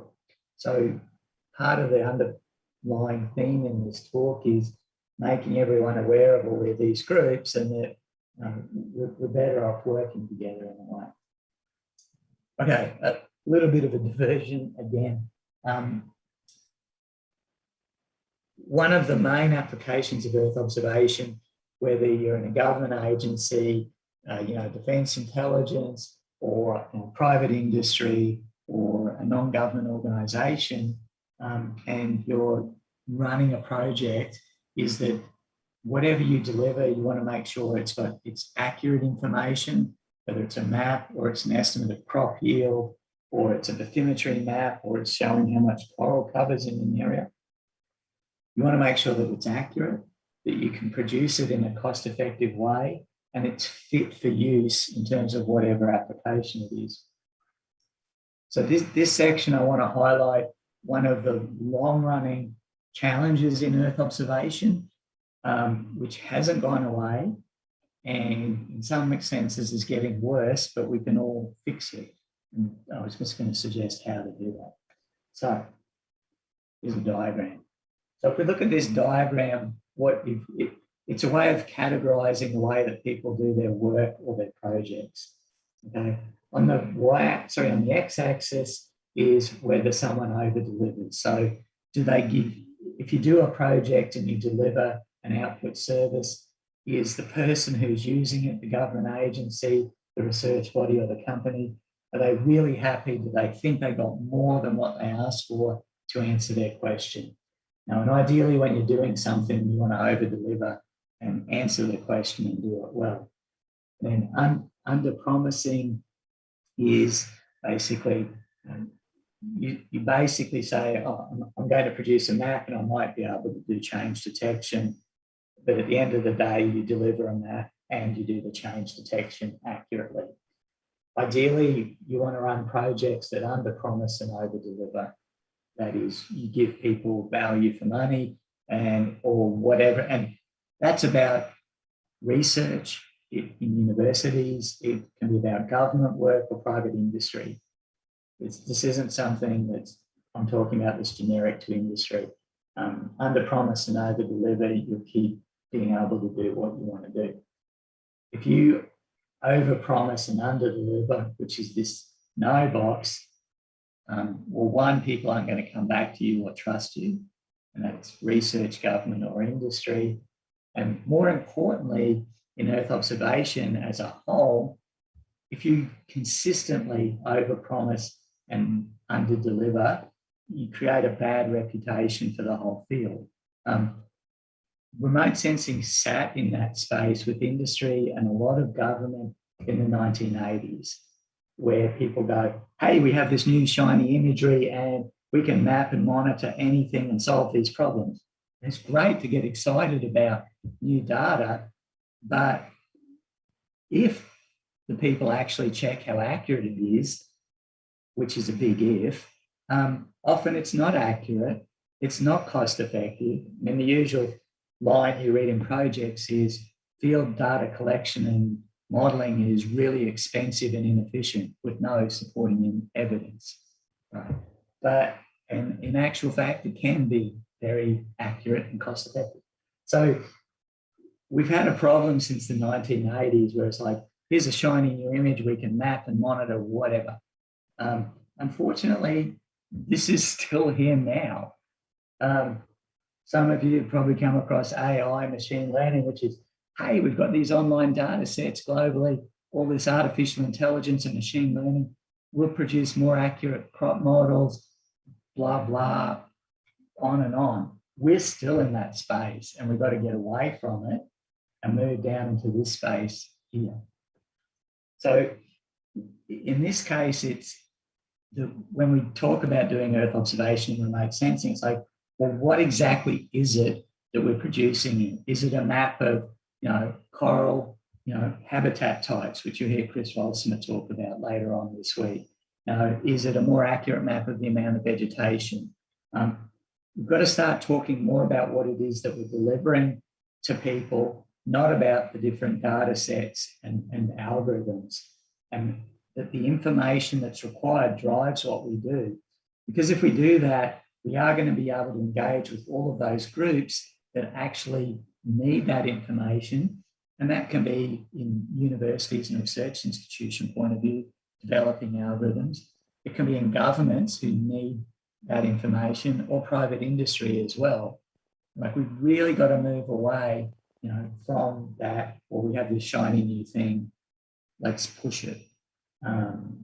So that's a big push there, which I'll come back to. So the Sentinel Hub, which I mentioned before, is actually a good indication of where you could actually go to operate in this space. If you know what you want to do and you know what you want to deliver, you can build a product or service which is going to deliver the information that people actually need, because it lets you bring in the data sets, the imagery.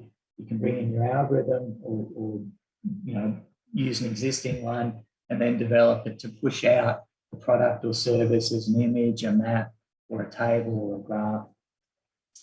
Okay, research to operational. So how do we actually, a lot of us focus on doing research. How do we go into this operational space of delivering something which is going to be usable and useful, so that if you're doing research in an institution, people will work with you more. You'll be able to continue developing your knowledge and other things. If you're a government agency, you can continue to basically do the monitoring and management that you're legislated to actually do. If you're a private company, you can keep track of the resources or infrastructure and meet whatever production or monitoring targets that you have. How do we go from, oh, this sort of works, to, well, it's actually usable and can be applied appropriately?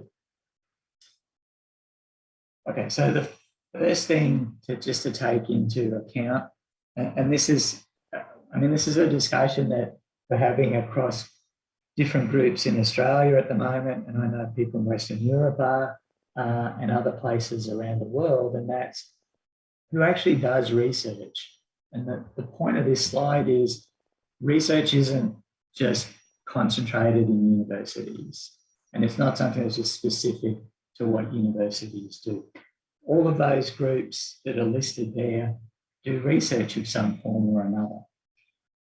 Universities and research institutions do have a specific focus on research, but they're not the only ones that do it. And that's really important because government agencies do it, defence agencies, industry, community groups, they all do it. And that's actually a linking point for those of us working in each of those different areas with one another when we go and talk to people about research and, you know, not go in with, well, you know, I'm special, I'm doing research type stuff. It's like, well, what is it that you're doing and how can we actually work together?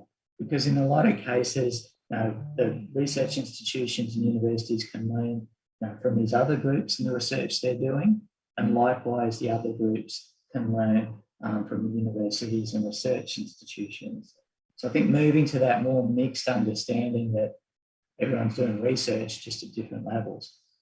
And I'm just taking a diagram out of a publication in Australia that's looking at how we bring together Indigenous or traditional owner knowledge, and that's something that we really need to work hard on now.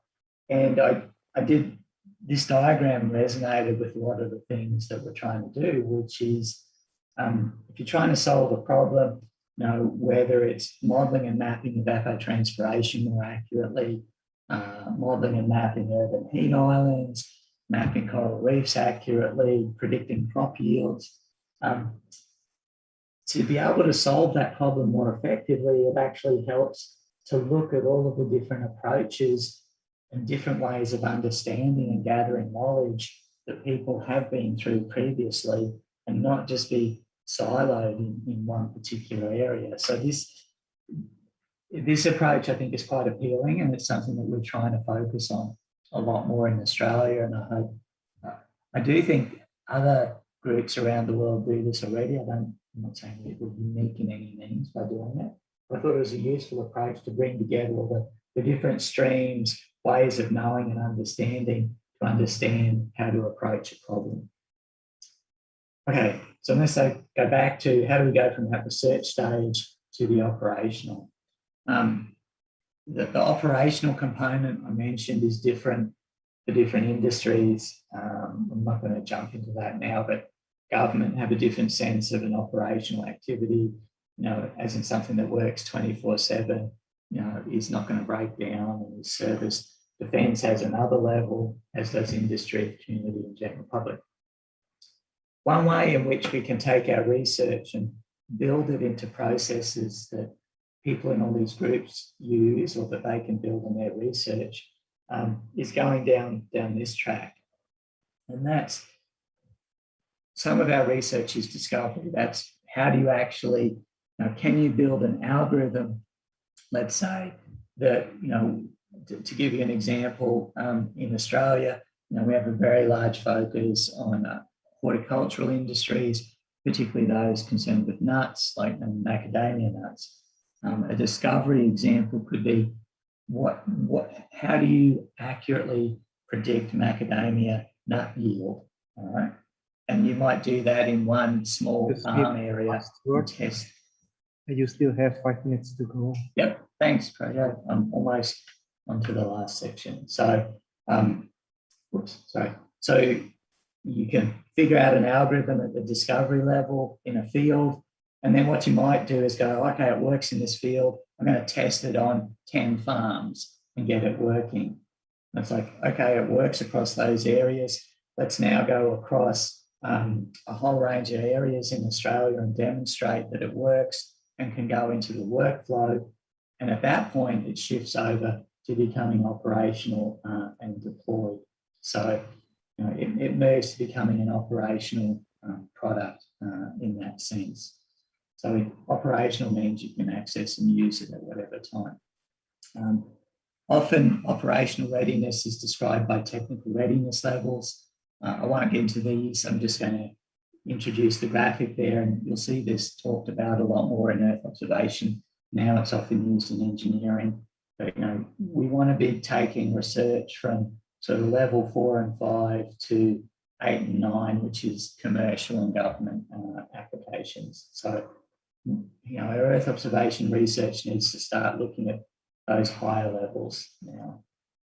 I'm just going to skip this one. So, but I did want to make the point, as an example for Earth observation in Australia, our Digital Earth Australia program, which combines national image data sources and field data sets is one of these research translation tools. Now, all of the products that you're looking at on the left are developed based on community involvement in developing and validating algorithms. And there's an example on the right there of a number of the validation sites that are used for a range of those terrestrial applications and properties there. And other countries, like in the US, they actually have what they call test beds for figuring out how to use Earth observation data for a range of different activities. All right, so to conclude, how do we go forwards in this particular space? There's three things that are of concern that I think as a community we need to look at. The first one is continuing to keep a focus on looking at our environments and how are they changing. Now, that's one of the key things that drives what's happening with Earth observation globally. It drives it in Australia and Indonesia and everywhere else. As long as we're focused on that, we're going to keep applying things properly. The second thing is people. We really need to build up what we're doing with education, training, and collaboration to make sure we've got people that are going to come in and be able to do these translational type of activities we just talked about. And then the third thing is our sector, so the Earth observation sector, whether it's Australia or Indonesia or globally, is highly diverse in terms of people and backgrounds. And that's a strength. We need to build on that and move it forward. It's also changing rapidly in terms of technology and all of these other sort of different things like data access, processing, distribution. We need to recognize those changes are there and build them into our operating processes. So just to reiterate those key messages, we are moving forward into an era with all of these globally corrected data sets available, and we're going to have people producing multiple versions of different data sets. And if we're going to do this effectively and build Earth observation and its use, we've got to work across disciplines and a whole range of different sectors to actually do it. And there's a range of ways of doing that.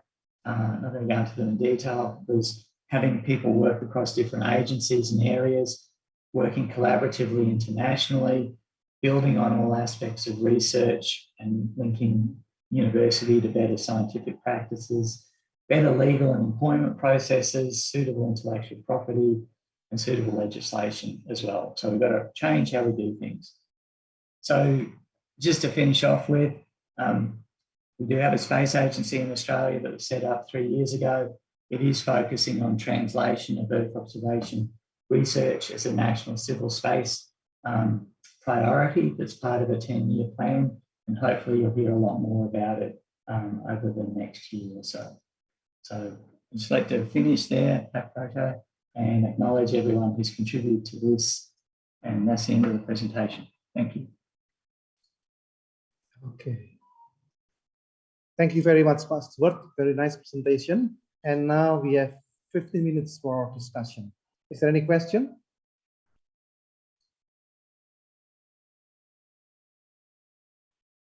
While waiting for the questions, I think I have very simple question, Pak Stuart.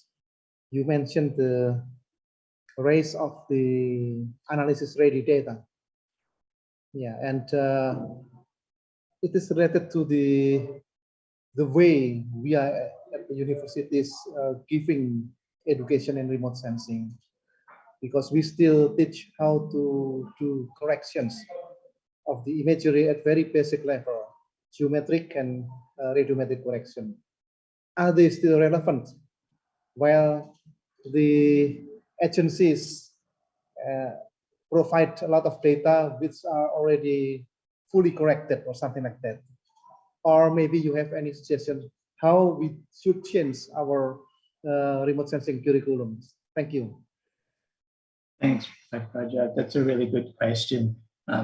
So just to repeat it and to expand on it.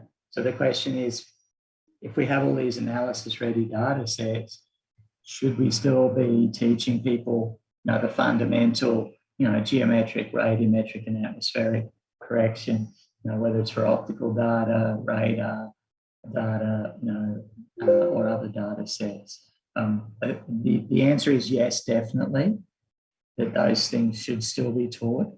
It's essential that people do have those skills, because there will still be data sets that are not analysis ready. There will still be issues with analysis ready data sets where you're trying to combine different data sets, where you may have to deal with making adjustments geometrically and radiometrically. And so it's having that understanding is actually quite critical.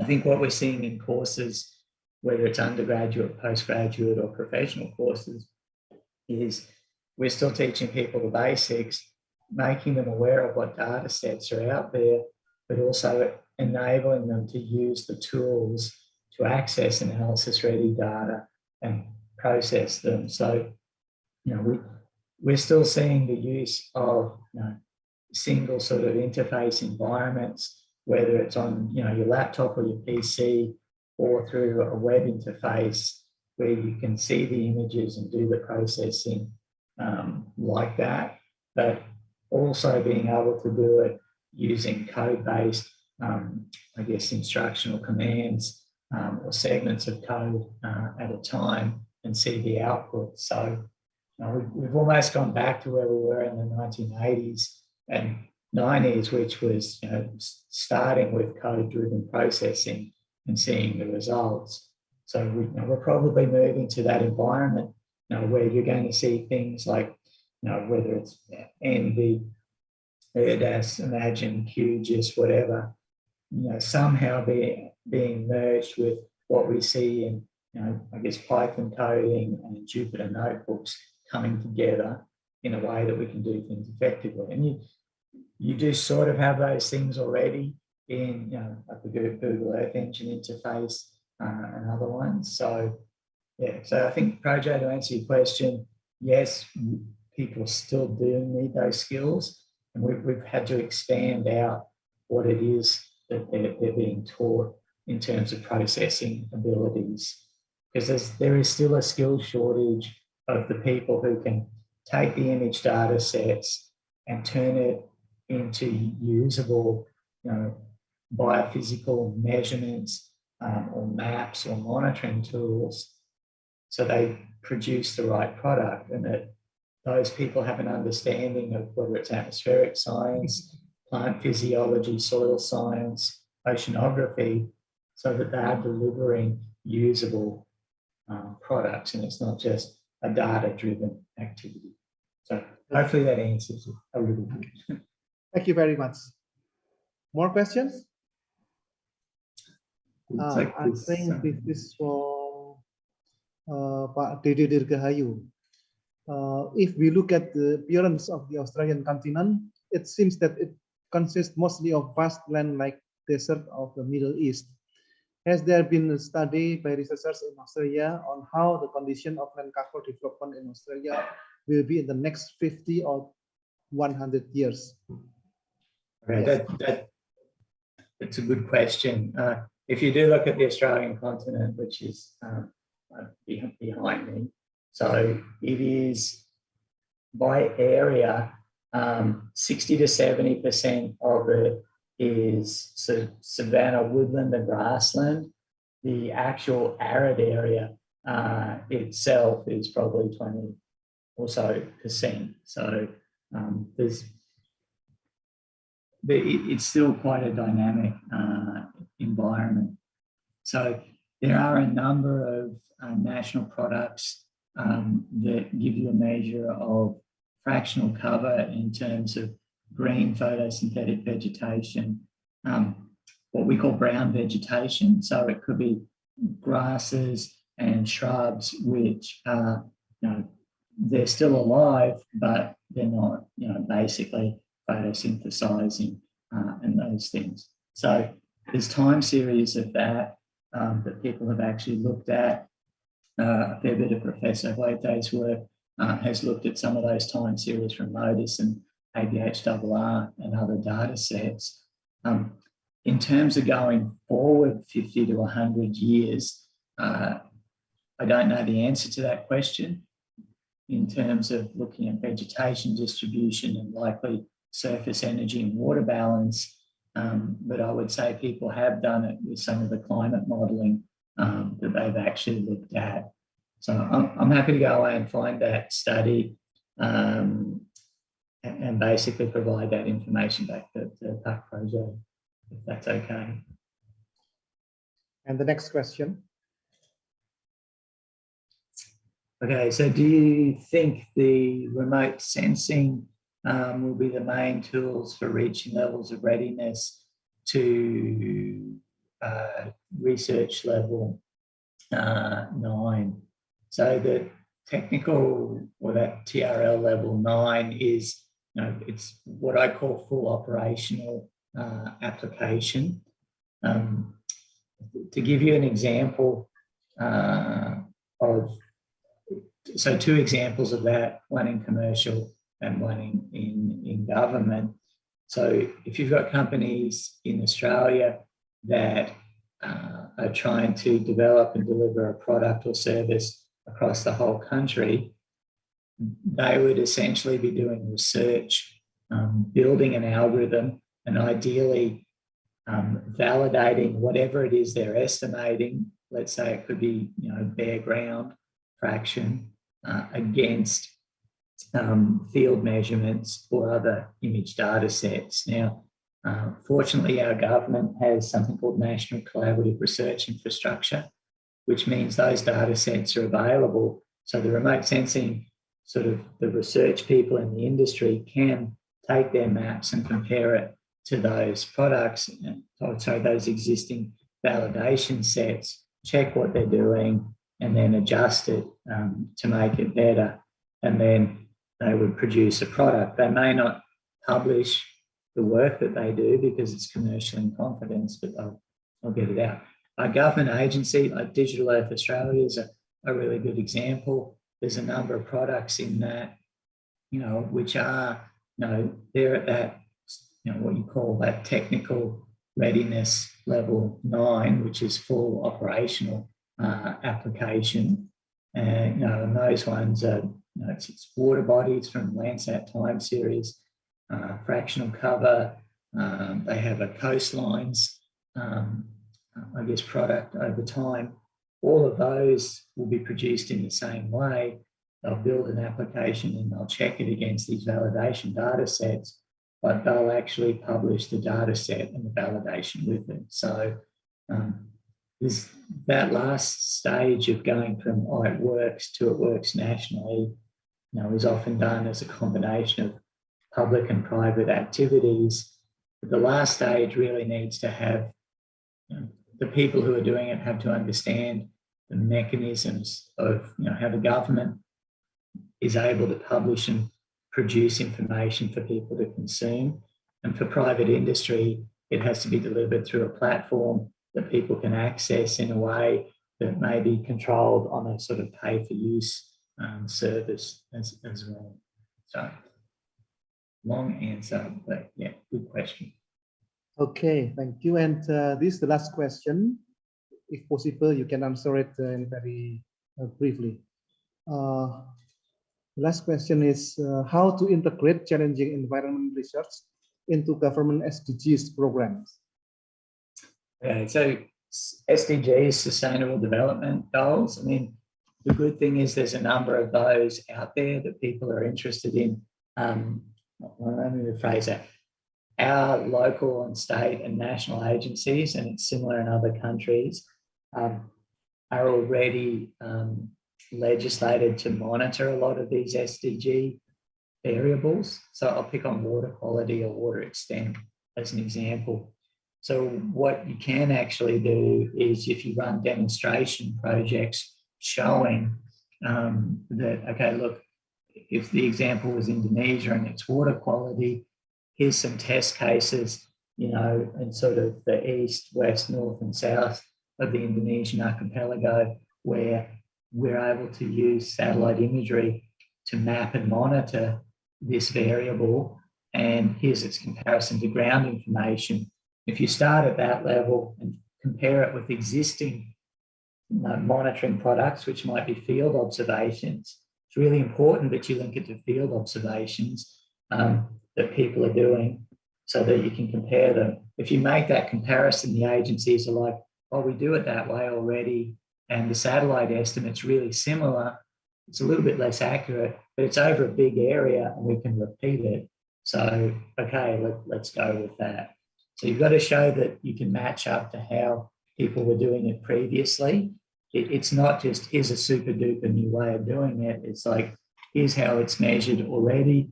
Here's how you could sort of add in a new source to help that along as well. Thanks, Roger. Okay. Thank you very much. Unfortunately, time is up. There are still several questions, also from Mrs. Ningsih Tasri. So could you please answer the question and by typing in the chat? Yes. Again, thank you very much, Pak Stuart. This presentation is very nice, and we are enlightened with this update information about this presentation. And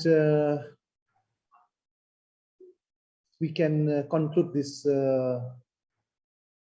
session, and we can move forward to the next speaker. Thanks again, Pak Stuart.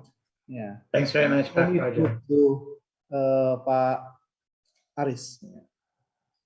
So, ladies and gentlemen, we are now waiting for the third speaker, Professor Muh Aris Marfai, the BIG. So please allow me to read his biodata. Welcome, Pak Aris. Yeah. So, makasih Pak Proyo. Pak Aris Marfai was born in Klaten, Central Java in 1976. And in 1998, he completed his Bachelor of Science Studies at the Department of Physical Geography, Faculty of Geography, CMU, before taking a Master of Science Studies in the field of Natural Disaster Studies at the ITC, International Institute for Geoinformation Science and Earth Observation, in the Netherlands. He graduated in 2003. Then he continued his doctoral studies at Justus Liebig Universität Gießen in Gießen, Germany, and graduated in 2008 with a focus on studies in the field of natural disasters and applied geomorphology. His dissertation examines the risk of sea level rise and land subsidence against tidal flooding in Semarang. Now, Pak Aris is serving as the head of the Geospatial Information Agency, or BIG, at the national level, and his presentation will focus on the geospatial technology for large-scale mapping. Yeah. So, Pak Aris, the time is yours for 45 minutes, followed by 15 minutes discussion. Thank you. Thank you, Pak Proyo. As chairman, ladies and gentlemen, very nice to have you all here on the 7th Geoinformation Science Symposium 2021, which held by the Faculty of Geography, also with cooperation with the several institutions. As I mentioned by Pak Proyo, currently I'm managing of the Geoinformation Agency of Indonesia. Therefore, my speak will be related to this office, which is the geospatial technology in large-scale topographic-based mapping with Indonesian perspective. Next. As we know that actually the challenge of the mapping of large scale in Indonesia are quite complex. There are because simply we are a very large country with 1.9 million kilometers square. You can imagine if we spread Indonesia from London in the west, will be up to Middle East in the east part. So it's quite very large. So the second, because we are a archipelago country with around 17,000 islands, and we should also mapping all those kind of islands, small, very small islands include. Also, the population are very high, more than 260. Even the population density in some part or approximately 150 people per kilometer square. And as we know, the topographically varies from the flat to mountain, from the valley to the hilly area. And even up to 6,500 meter above sea level. And in some parts, as we are in a tropical country, highly covered by cloud, and therefore it is also the problem to have a good images, for example, as a source for mapping. And also we have the complex environment and landscape, as well as the since we are a very huge and large country, therefore the processing, handling, and the management of the geospatial data is also one point. It means that we are really should what you call it handling with the big data. There is just to give you example the cloud coverage and altitude in Indonesia. As we can see from the picture, it is clearly that some part of the Indonesia, almost more than 60%, 70% are covered by clouds, even from the low-level clouds up to the high-level clouds. So the most appropriate time to see Indonesian area from the images might be on April or May. This is very clear window in general. The next, therefore, having this complex phenomenon in Indonesia, it is also quite challenging to do the mapping in doing the interpretation from images, for example, to have the large-scale topographic mapping. This is the one of the example. We have in some part of this Indonesian, we have the dense settlements. Even sometimes we find a small road in the slum settlements, or we can see the multi-storage building, which is sometimes very tricky to be interpreted. Even in the dense slum settlement, as we can see in the picture, therefore there is also another challenge to the mapping in Indonesia. Next, the example also how we can see the house covered by trees in some part. If we are not carefully assessing, sometimes we can also have difficulties to interpret these kind of the objects. Also, in some part we have the cemetery, various roof of the types, etc., and so on. This just give us example how complex our area. So, ladies and gentlemen, those are the brief of the picture of the challenge facing of the challenge while we are doing the topographic mapping on the large scale in Indonesia using the various images. So in the next point, I would like to introduce the rule of and the function of our office, which is the Geoinformation Agency of Indonesia, which is actually mainly to carry out the government duties in the term of the geospatial information. GIG has wider duties and function, not only to coordinate and implement the activities in surveying and mapping, but also produce the what we call geospatial information that can be accounted, accurate, reliable, and also easy accessible. We are not doing all those things 100% done, but we are now in a process to do on those things, and we should make sure that we will develop the accurate, reliable, as well as easy accessible of the geospatial information for Indonesia. Therefore, our rule is the first is to as a regulator, meaning that we have to formulate the policies and prepare laws related to the implementation of the development of geospatial agencies, for example, geospatial informations. And then the second, we do also the as executor to do the what we call it the basic geospatial information, namely peta rupa bumi, topographic map and currently we are doing in the large scale 5,000. So we are doing also as a coordinator, which is to coordinate the development of the integration of the thematic in the geospatial information. As we know that the thematic geospatial information belong to the sectoral, belong to the every ministerial or agencies. So depending on the topics, but GIG should also be there to coordinate, to make sure that, for example, there are the good standard, there are the good the procedure, and also they're already in the right technically doing and development and the integration of the thematic geospatial information in every ministerial, in every agencies, etc., and so on.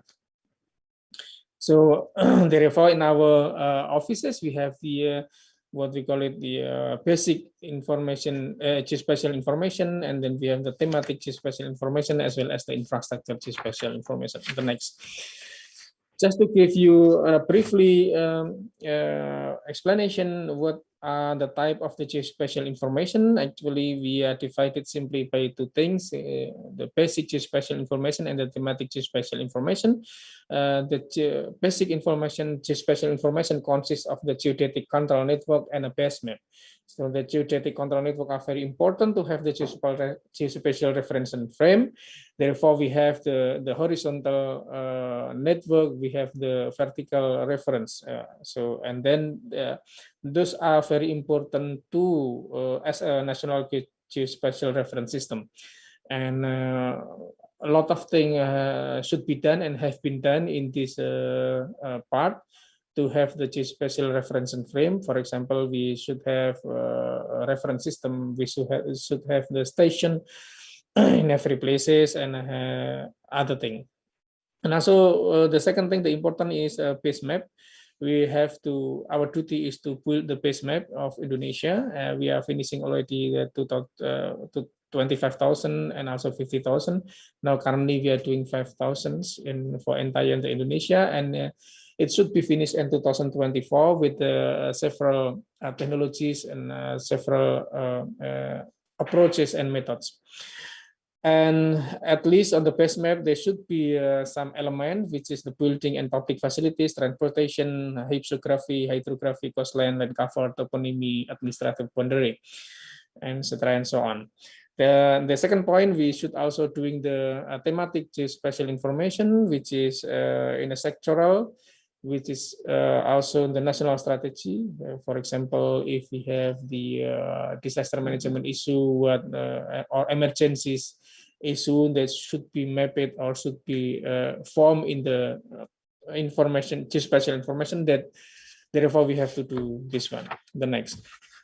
And there is actually the technical thing to do the basic geospatial information are very complex. We should start from, as I mentioned before, geodetic control network, which is horizontally, vertically should be okay, should be truth. And also we do the gravitational tide, etc. and so on. Even the course, the continuous operating reference system of Indonesia, we are now spreading around 250 stations around the Indonesia for this continuous operating reference system. And those are very important to as a basic information for geospatial data acquisition. So in the geospatial data acquisition, we do by satellite images, aerial photo, INSAR, LiDAR, and other techniques. And then we come up to the geospatial data processing with several techniques. For example, there should be fixed on the triangulation and block adjustment, also doing the stereoscopic restitution and compilation, etc. and so on, even including the digital elevation model and contouring, ortho image, bathymetry, coastline, etc. and so on. Based on this, then we come up with the combined with the administrative boundary and field completion and checking on the field, and then we got the base geospatial information product, which is our product consists not only the basic map but also digital elevation model, seamless geodatabase, Arto, etc. and so on. And then we publish all those things as a part of the basic geospatial information in Indonesia. Next, currently, actually, there is the availability of the multi-scale Indonesian national base map. If we have a look, we are now just starting scale 5,000. If you have on the picture, this is still only very small area, less than 2%, I guess. So therefore, we have to finish this. We are starting already in 2013, actually up to 2020. But though we are we have done every 10,000 kilometers square of base map scale 5,000, but is compared to Indonesian area, it is almost nothing. So we should what we call it use the percepatan, what you call it the program percepatan of the basic map in the large scale. Otherwise, we cannot catching up with entire Indonesia. We should wait for 100 years if we every year only finish 10,000 kilometer of square kilometer. Yeah, this pity. Therefore, this according to the Undang-Undang Cipta Kerja and then derived from the Undang-Undang Cipta Kerja, we have the regulation what we call KPPUMN, kerjasama pemerintah pusat dengan badan usaha milik negara. We will do this umbrella to push ourselves to finish this 5,000 in the next 3 years. And this year we are still preparing the technical issues, the collaboration administrative thing, because we should also involve the Minister of BUMN as well as the Minister of what you call it, Menteri Keuangan, and also we should prepare for this kind of the technical thing before we start of this 5,000. And next, this is the status of the ortho-rectified high-resolution satellite images and the horizontal accuracy as per 2020 last year. If we have a look this, actually, we can see that in some of area we cover already, with the total up to now is around 450,000 kilometers square of the ortho-correctified high-resolution satellite images. So this can be used as our basic capital sebagai modal kita to do the 5,000 base map. The next, and this is the characteristic of the base map area of interest in a scale 5,000 for example for detailed spatial planning. This is if you can see on the some of the urban area, we have already the 5,000, but still very limited. Therefore, actually, 5,000 scale is really urgently needed for the Indonesia. The next point is I would like to also discuss about the implementation of the integrated geospatial information. So we are doing we are now doing of the integration of the national spatial data infrastructures between the policies, governments, human resources, standard, and the technology in order to have the good georeference system as well as the basic spatial data protection process. Then from that we can do the sectoral thematic mapping, etc. And so on. So this is basically our cascading how we are generating the geospatial information utilization and modeling. The important thing is on the ongoing and incoming geospatial activities in Indonesia. This is our agenda for the next few years. The first is geodetic reference frame as a basic for the base information, geospatial information. Which is we are doing the densification of GNSS cores and tight code station, as I mentioned before. Now we notice we have around 250 station. Now we are trying to densify this one to have the accuracy, better accuracy, since we are developing this base map 5,000. Therefore, the geodetic reference frame should be also following this program. Our achievement is to establish a 5 centimeter national geoid. Now we are on the process doing this.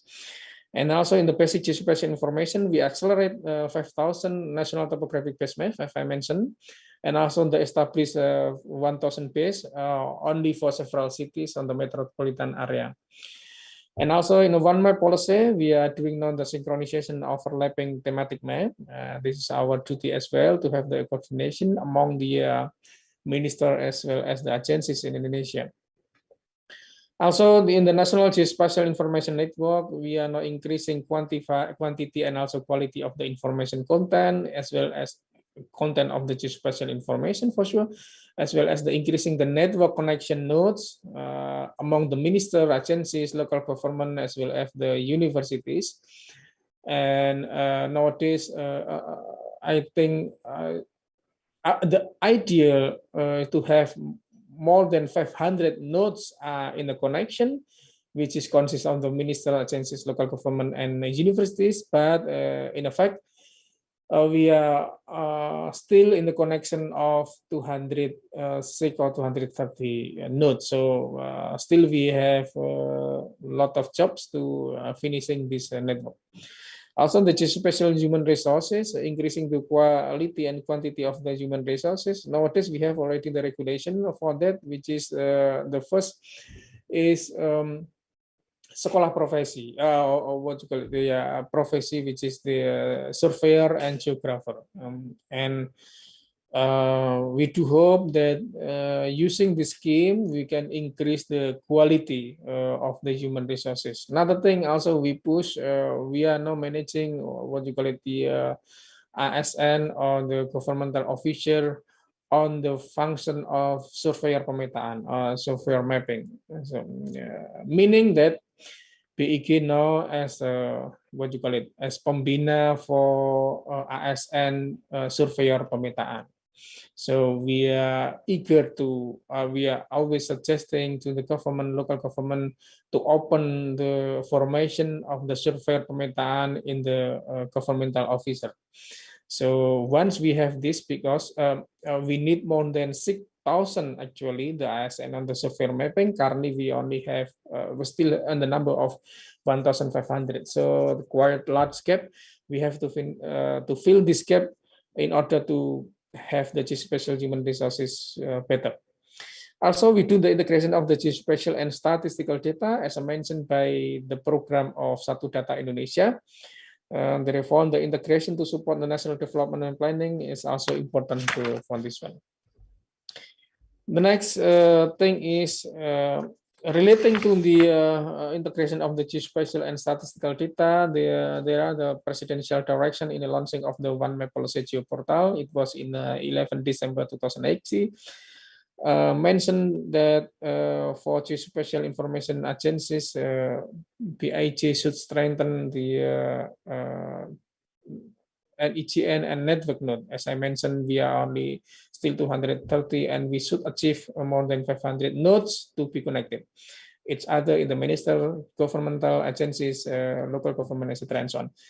And also the updating the base map, like what we are doing now. Also acceleration of the large-scale base map, as I mentioned before. So this is the important thing actually, also mentioned by the presidential direction on the One Map policy.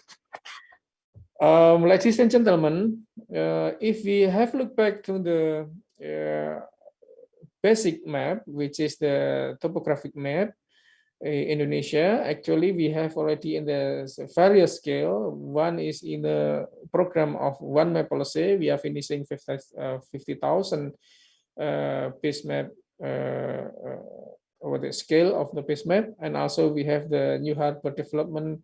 We should also provide in the scale 10,000. And for the village mappings, we are doing already 5,000, but not in the entire area. As I mentioned before, only less than 4% of the entire of Indonesia. And also for the detailed spatial planning, actually this is already be waiting by the local governments in order to do the RDTR. In a provincial level, even on a district or kabupaten or kota level. Now we are accelerating this 5,000. Also, in some cases, we do quite very large, which is on the peatland management, even on the development of the special economic zone, industrial zone, for example. So there is the various map that should be provided by Indonesian government in order to finishing all those programs.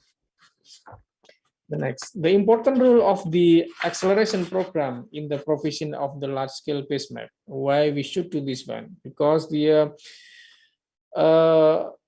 this map, if we can finish this in 3 years or in this period, it meaning that we are supporting the acceleration of the detailed spatial planning. Nowadays, there is always obstacle if the agencies, the local government doing the RDTR, always the question is, do we have the large scale map? Because we need this map for the RDTR, and the answer is yes, we have, but not in the entire area, only on the small part of Indonesia. Therefore, we should accelerate this. How we do the acceleration? By, for example, as I mentioned, we have now the umbrella of the what is policies under the UUCK, meaning the KPBUMN.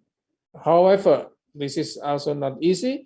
Now we are finishing all the preparation related to the administrative thing, also how the technical thing should be run, etc. and so on. Yeah, hopefully we are finishing those things on the preparation this year, and then next year we should, mau tidak mau, we should start acceleration of 5,000 scale. And we do this one mainly to support the online single submission policies. The other thing is also it is important to support the disaster prevention of mitigation if we have the large scale base map. And this is for sure also to support the one map policy. And the end up with the investment and the national economic recovery after pandemic COVID-19.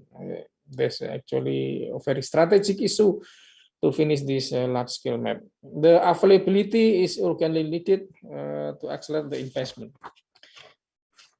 And the next advancement in the geospatial information, this is the to utilize the advancement in the geospatial information to improve the performance of the one map policy. Yeah, this is another thing, the cascading, the complex cascading, how we are what you call it, processing from the geospatial technology in the different approach and a different scheme. For example, we have the GNSS positioning, analytical observation, 3D scanning, etc., and so on, with some facilitator processing and also the delivery platform. So this basically give us the picture and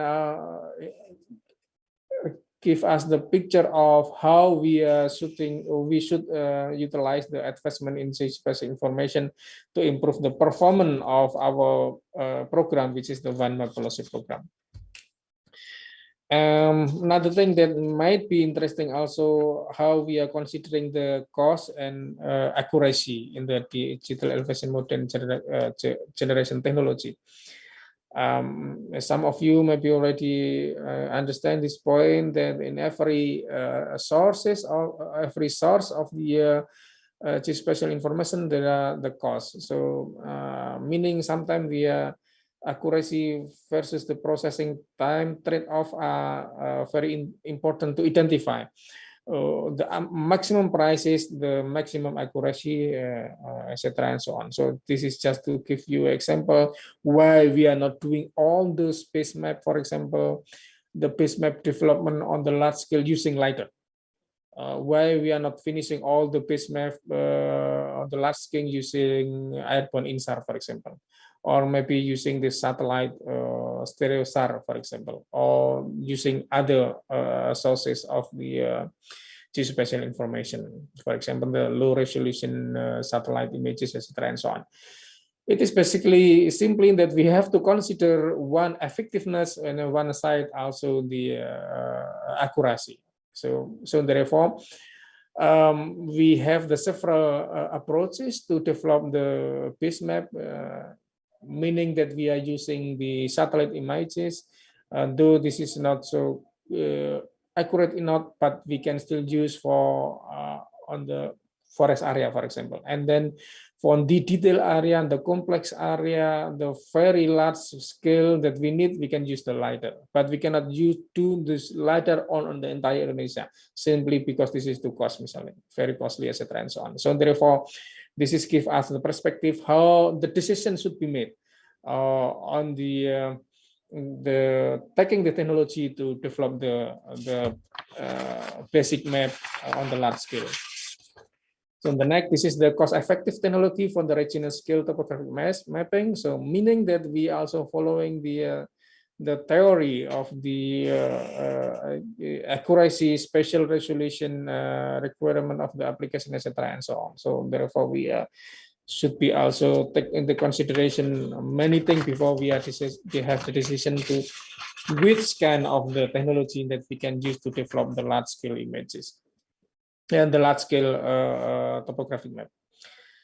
The geospatial data acquisition technology for large-scale base map production, actually, if we allow us to have this perspective, ideally we can use aerial photo and aerial photo lidar because the input are very complete enough, very fair enough, very good enough, which is stereo images pair, and also mosaic orthophoto, even the classified point cloud in the lidar, for example. And then for the future extraction processing is also very complex, which is A to Z are there, meaning 3D stereophotogrammetry, editing, attributing, simulation, topography, geodatabases, etc., and so on are also there. So this is the ideal. But to do this all in the entire area of Indonesia, 1,900 kilometers square are almost impossible. Otherwise, we have very costly to do so.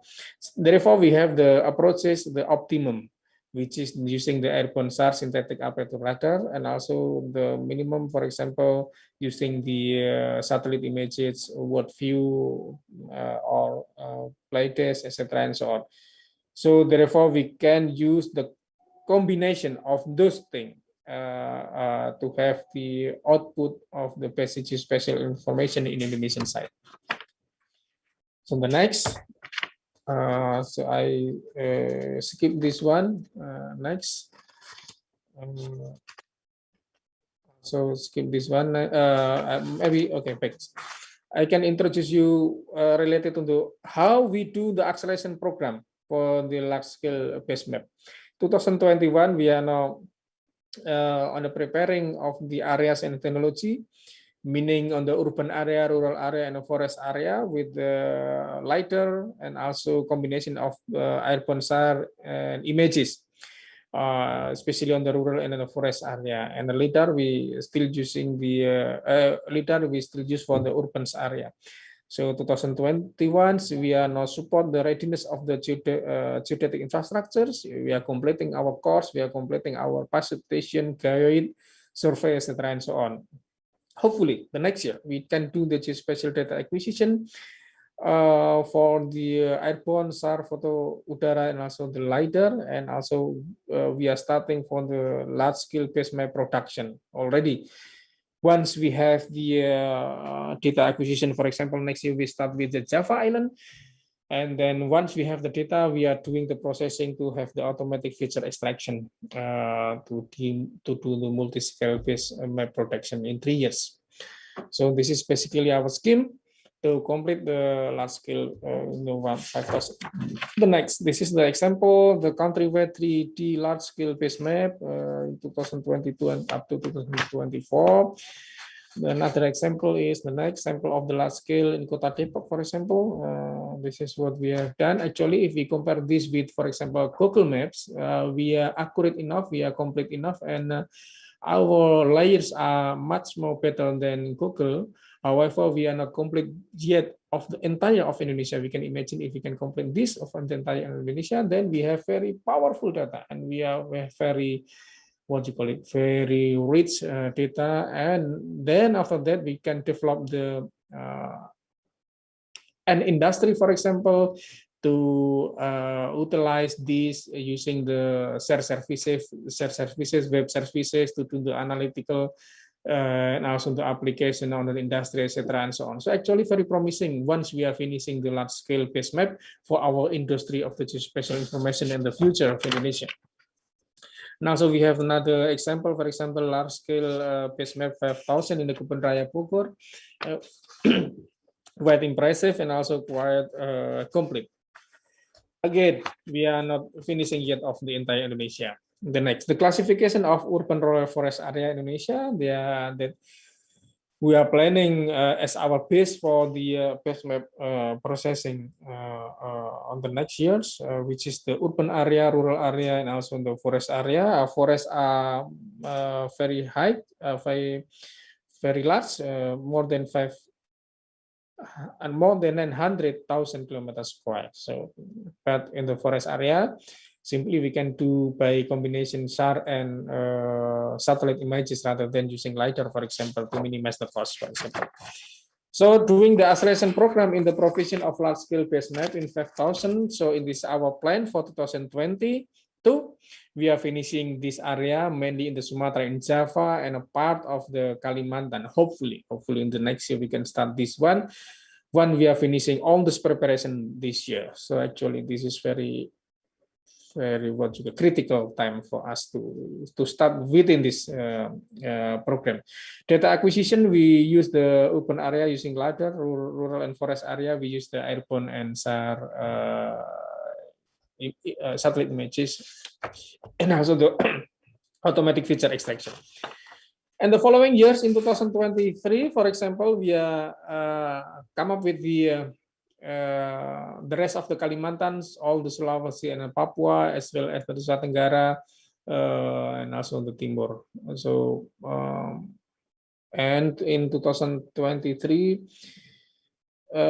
we plan to have the acquisition data around in 1,100,000 kilometers square. Very huge.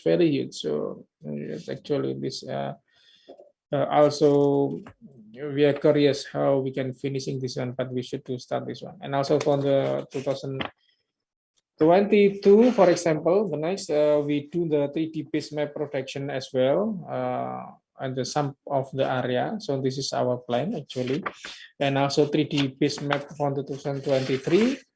The next slide, this is on that area. So basically, not only the large scale, but also we are producing the 3D base map protection. Also for the 2024, we are finishing of the rest area of Indonesia, with meaning in Sulawesi and also in Papua. The multi-scale automated base map protection. This is the illustration how we do the automated cartographic map protection, countrywide homogeneous data sources, which is the urban area using photogram LiDAR, and rural and forest area using the airborne SAR, and also data consistency of the base map, which is from the large to medium and small scale could be maintained, especially and temporarily in a once process. When we have the large scale, we are finishing the medium scale, etc. and so on. So this is a very strategic issue that BIJ should finish in the coming 3 years. After that, we do the continuous base map updating. So BIJ still have the regulation, meaning that we still cannot what you call it. We should also push ourselves after we are finishing the large scale to have this continuous base map updating. So still we cannot sleep during the day.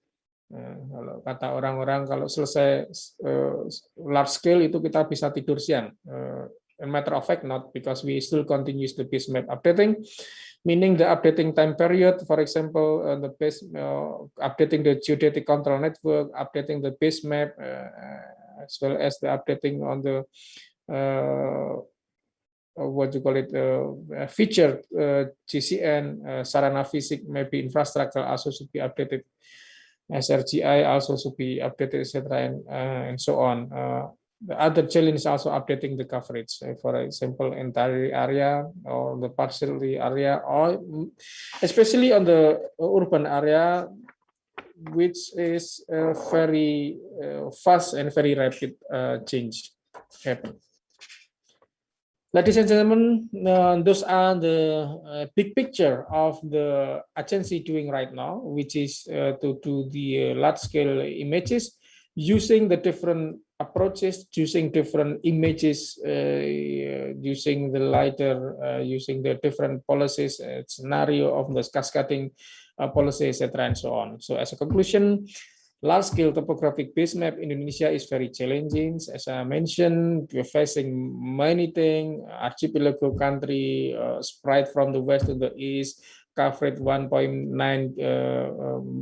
thousand kilometers square. The geographic characteristics are diverse, complexity of the environment, etc., and so on. The selection and the combination of the latest and the most advanced spatial technology must be carried out to produce multi-scale base map of the entire country Indonesia effectively and efficiently. So the keyword is effectively and efficiency. Therefore, if the question is why we are not using the LiDAR, why we are not using the images, or why we should do the combination, why we do this in this year, why we do that in that year, etc., and so on. So basically, we should following the effectively and efficiency of the organization doing this. The third is the provision of the national base map at the various scale 5,000, 25, 50, 250, 500, and 1,000 as mandated by the law number 11 2020 atau Undang-Undang Cipta Kerja is urgently needed. This is to support the national development and spatial planning program. Thank you very much, and I give back time to Pak Proyo. Thank you very much, Pak Aris. Very interesting presentation, and it can be seen by the several questions already raised. And you have saved about 6 minutes, so it means that we have 21 minutes for discussion. I hope more questions can be displayed. So, Pak Aris, can you see the display of the questions on the screen? So could you please answer the question one by one? So Let me first question coming from Bu Ningsih Tasri. Okay, let me understand this question.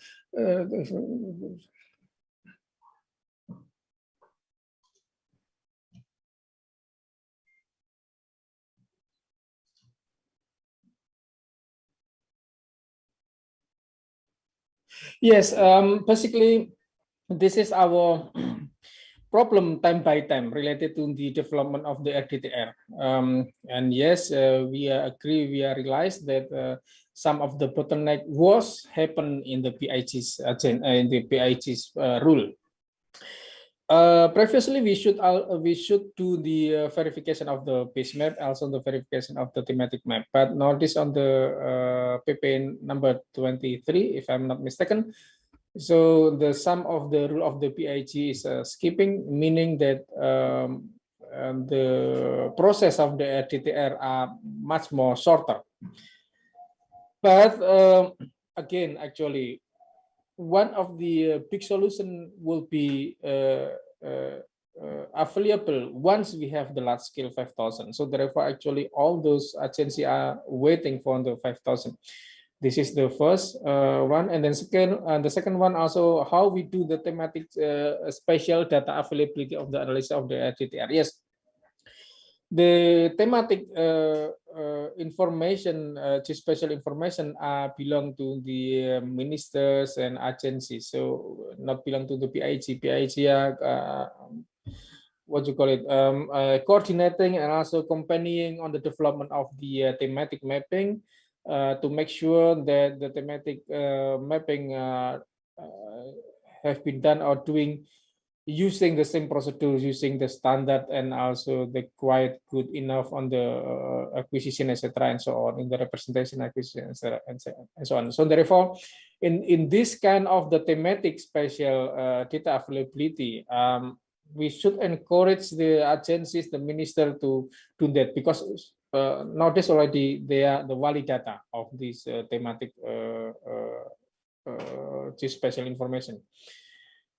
My suggestion is, yes, on the first, as I mentioned, my first point, the base map, we have to do acceleration under 3 years, and therefore we will solve this issue related to KLS. The second thing related to the thematic spatial availability, we should also push and coordinating all the agencies minister under umbrella of the one map policy. So we are doing now the second one map policy. One we are finishing 85 already.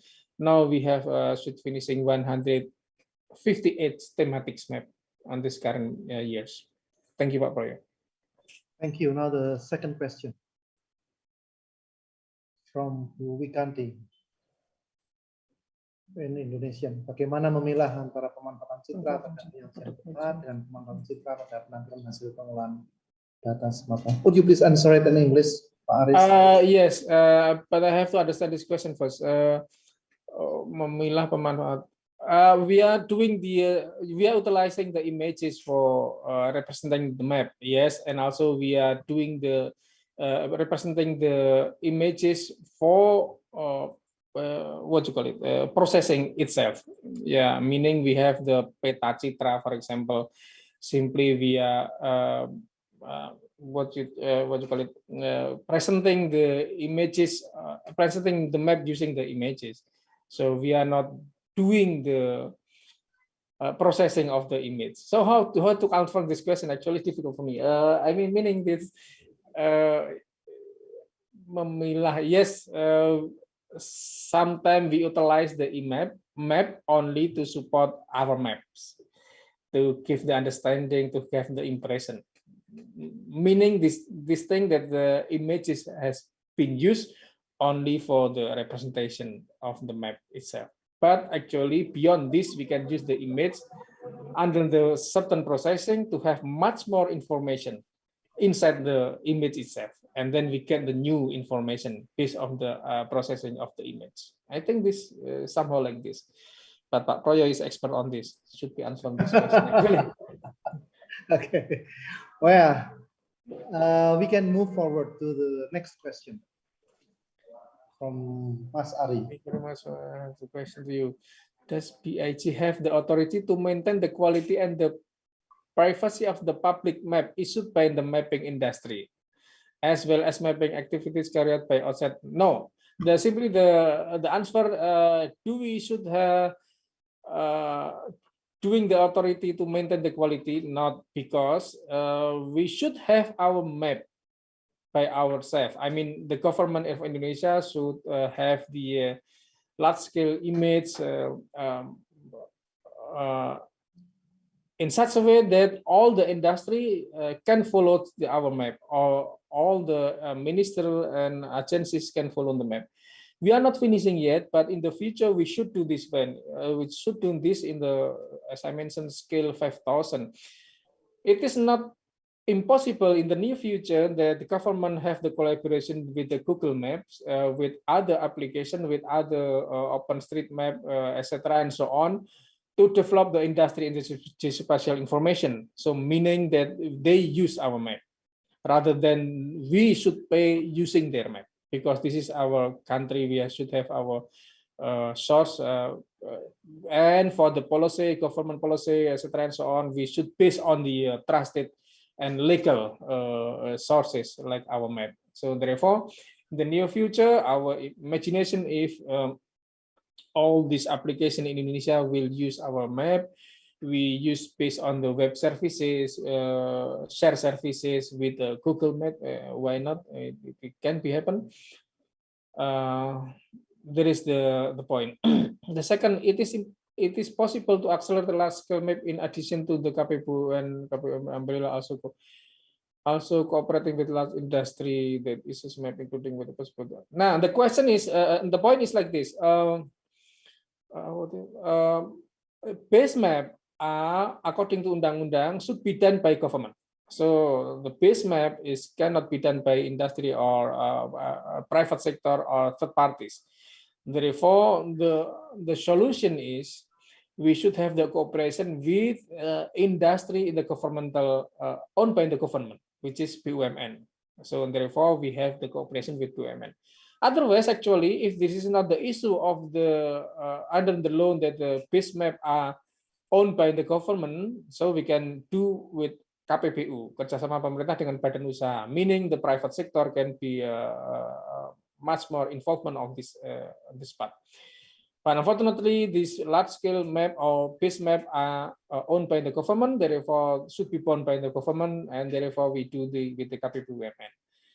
But on the doing the technically thing, government cannot be doing this alone. We need the cooperation. We need the private sector, as we are doing right now. As seperti yang kita lakukan selama ini, we do contracting this activity with the private sector, but still the owner are government. So therefore, they not be the different scheme. They will be the same compared to the previous scheme, which is the industry of the geospatial Indonesia will be take part on this large-scale mapping on the accelerating large-scale project.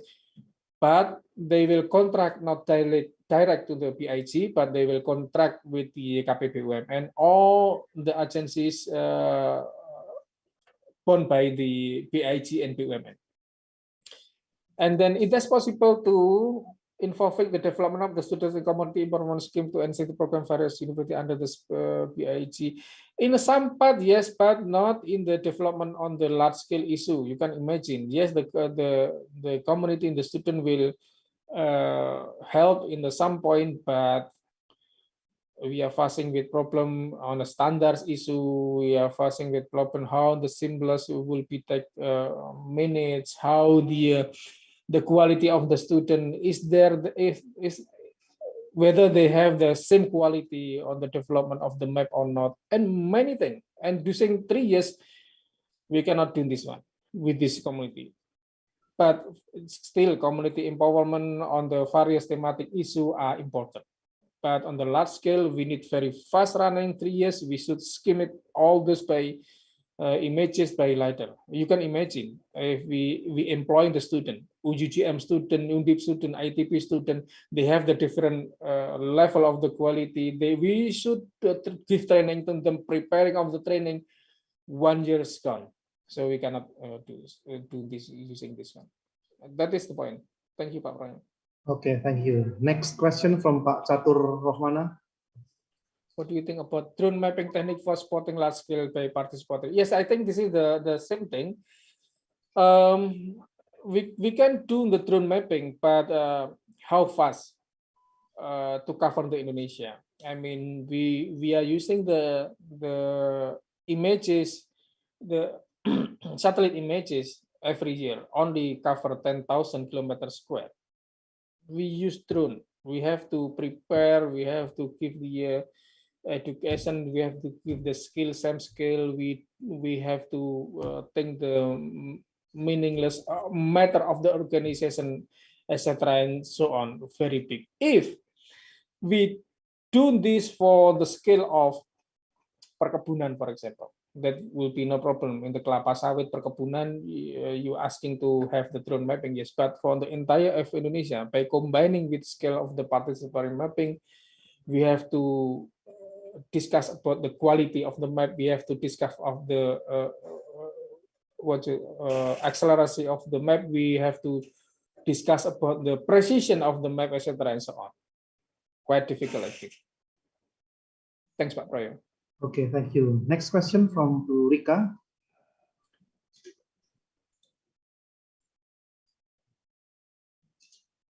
Okay, beyond the topic, but I will answer this question. This Indonesian map, nowadays the technology of mapping are growing very fast, and even I could not following this very smart enough to follow this technology. But nowadays there is a lot of technology using the Geo AI, for example, automatic QAI, etc., and so on, and the very detailed precision. Previously, I used, for example, the combination of the images in the large scale and also using some of the extension in ArcView, for example, or ILVI software. But nowadays there are various things. Even open source you can find it. Even in the application you can find it. Many things, Burika. Okay. Thanks, thank you. Next question from Bu Parwati Sopan. I believe to produce those space-based information, implement some model derived from previous research. How do you manage the research activity in BI to support BI? Do you think in the future? Yes, and this is very good question. Thanks a lot. Since we have the very big dramatic changes on the research agencies in Indonesia, which is nowadays all the research will be under the same umbrella of BRIN. Therefore, also the researchers in the BIJ, we have to bring them to the BRIN. But in the BRIN, they have some organization of the research related to the geospatial information. So basically, we will use the suggestion from the researcher related to the technology for the geospatial information activities. Even we can ask, currently we are already asking as well, to support from the BRIN. For example, please do the research related to this, how we can utilize these images, how different perspectives can be used, how the different method and approaches can be used, etc. and so on. And then they come up with the result from the research, and then we adopt this for the technical on the large-scale mapping and also technical thing on the issues of the geospatial information activities in PIG. Yes, I think this we will continue this scheme actually. Though sometimes not all the result from the research can be used for this activity, but mainly we can do this one. That is Pak Roy. Okay, thank you very much, Maurice. Ladies and gentlemen, with these three speakers, we have discussed many things. With Professor Alfredo Huete, we have discussed how the newly developed technologies of the Himawari satellite can be used for doing research related to the environmental monitoring.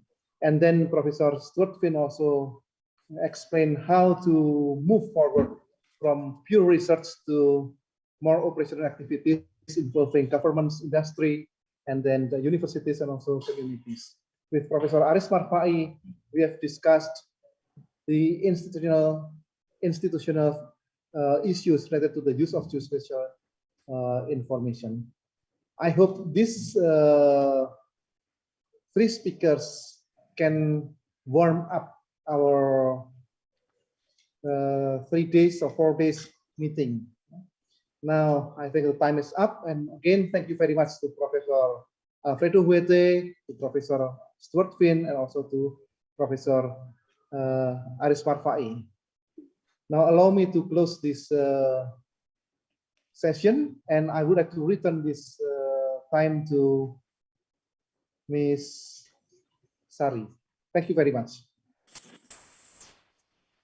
Thank you so much, Mr. Projo, and our three honorable speakers for the interesting talk.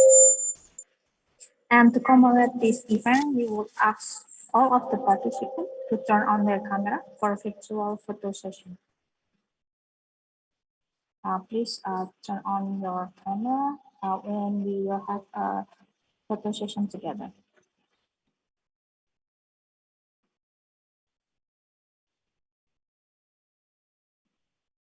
Okay, are all of you ready? Okay, we will take the photo in 3, 2, 1. Okay, please wait a moment for the next page.